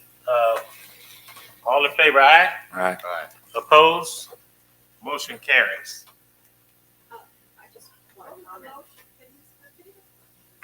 It was made by, Board Member Rutledge. It was a request to approve the conduct of focus search on the SUBR Chancellor. And he had the caveat when he read the particulars about the search and my participation and the selection of the committees. And you embraced that tone if you voted for the motion. It was seconded by Board Member Clayton. Was that tenor of the conversation? The motion? Okay. Okay. This doesn't affect that. I just wanted to respectfully request that all board members are updated via written email of what's happening at the process so that we're all included as it's happening. So as interviews, just not at the end and not via one-off phone calls or text, but just consistent communication. I wholeheartedly concur with that, Board Member Reeves. Thank you for that suggestion. Okay. At this time, we have informational items. A presidential, we'll tell you what we have by Chancellor evaluation. She's sneaking me a form here. Chancellor evaluation. Who we taking first? Chancellor evaluation. Chancellor's evaluation. Yes.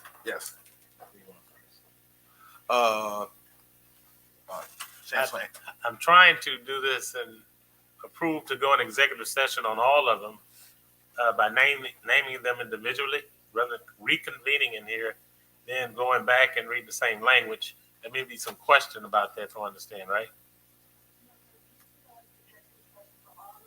But they all three can't have the executive session at the same time. They would have to go in individually. Oh, yeah, that was my intent. Okay. But we don't have to come in and say, No, sir. okay.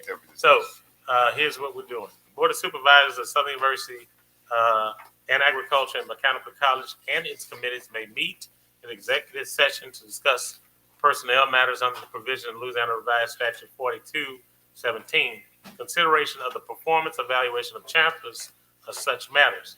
While in executive session, the board may meet with its staff, attorneys, or any other person it deems necessary. No motions or votes may be taken while in executive session. Is there a motion to go in executive session to discuss a personnel matter involving the Chancellor of the Southern University New Orleans campus, the Southern University Ag and Research Center Chancellor, and Southern University Lawsuit Chancellor? We have a motion by proper school approved. Roll call. You have a little consternation there? Roll call vote.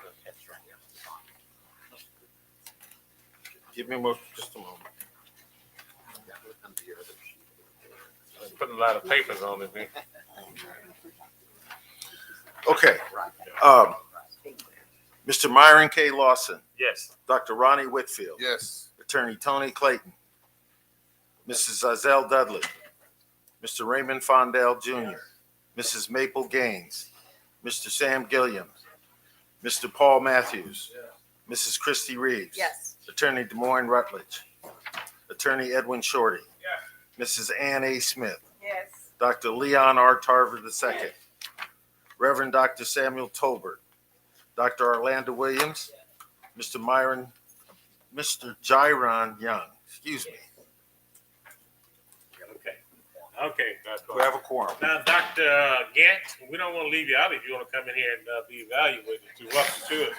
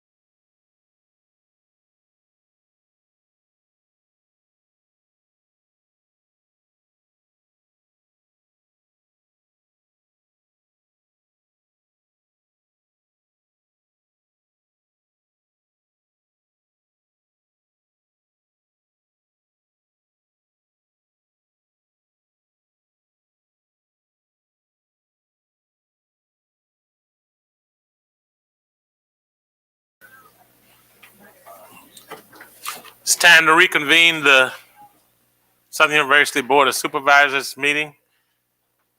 While in executive session, no motions were made or votes taken. Is there a motion to come out of executive session? You see the motion, and I'm gonna give the president a little time to do a roll call.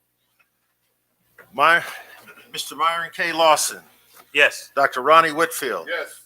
Attorney Tony Clayton, Mrs. Azelle Dudley, Mr. Raymond Fondell, Mrs. Maple Gaines, Mr. Sam Gilliam, Mr. Paul Matthews, Mrs. Christy Reeves, Attorney Des Moines Rutledge, Attorney Edwin Shorty, Mrs. Ann A. Smith, Dr. Leon Tarver, Dr. Reverend Dr. Samuel Tolbert, Dr. Orlando Williams, Mr. Jairon Young. We have a quorum. Thank you. I'm going to make a decision, and I think I have the support of my colleagues on the board. We're going to suspend the other chancellor's evaluation and announce a later date to do that. Am I disappointing either one of the chancellors that are remaining to be evaluated? Any disappointment in the room? Nobody from Shreveport? Are you all right, Captain Ivy? All right. Okay. You heard the motion, and we have item number 7, information item. I'm going to take it that you suspend that item and receive the report as in writing. Okay. Item number 8 is other business. Item number 9 already been made. Motion adjourned. Be in peace and have safe travels back home. Thank everyone for coming.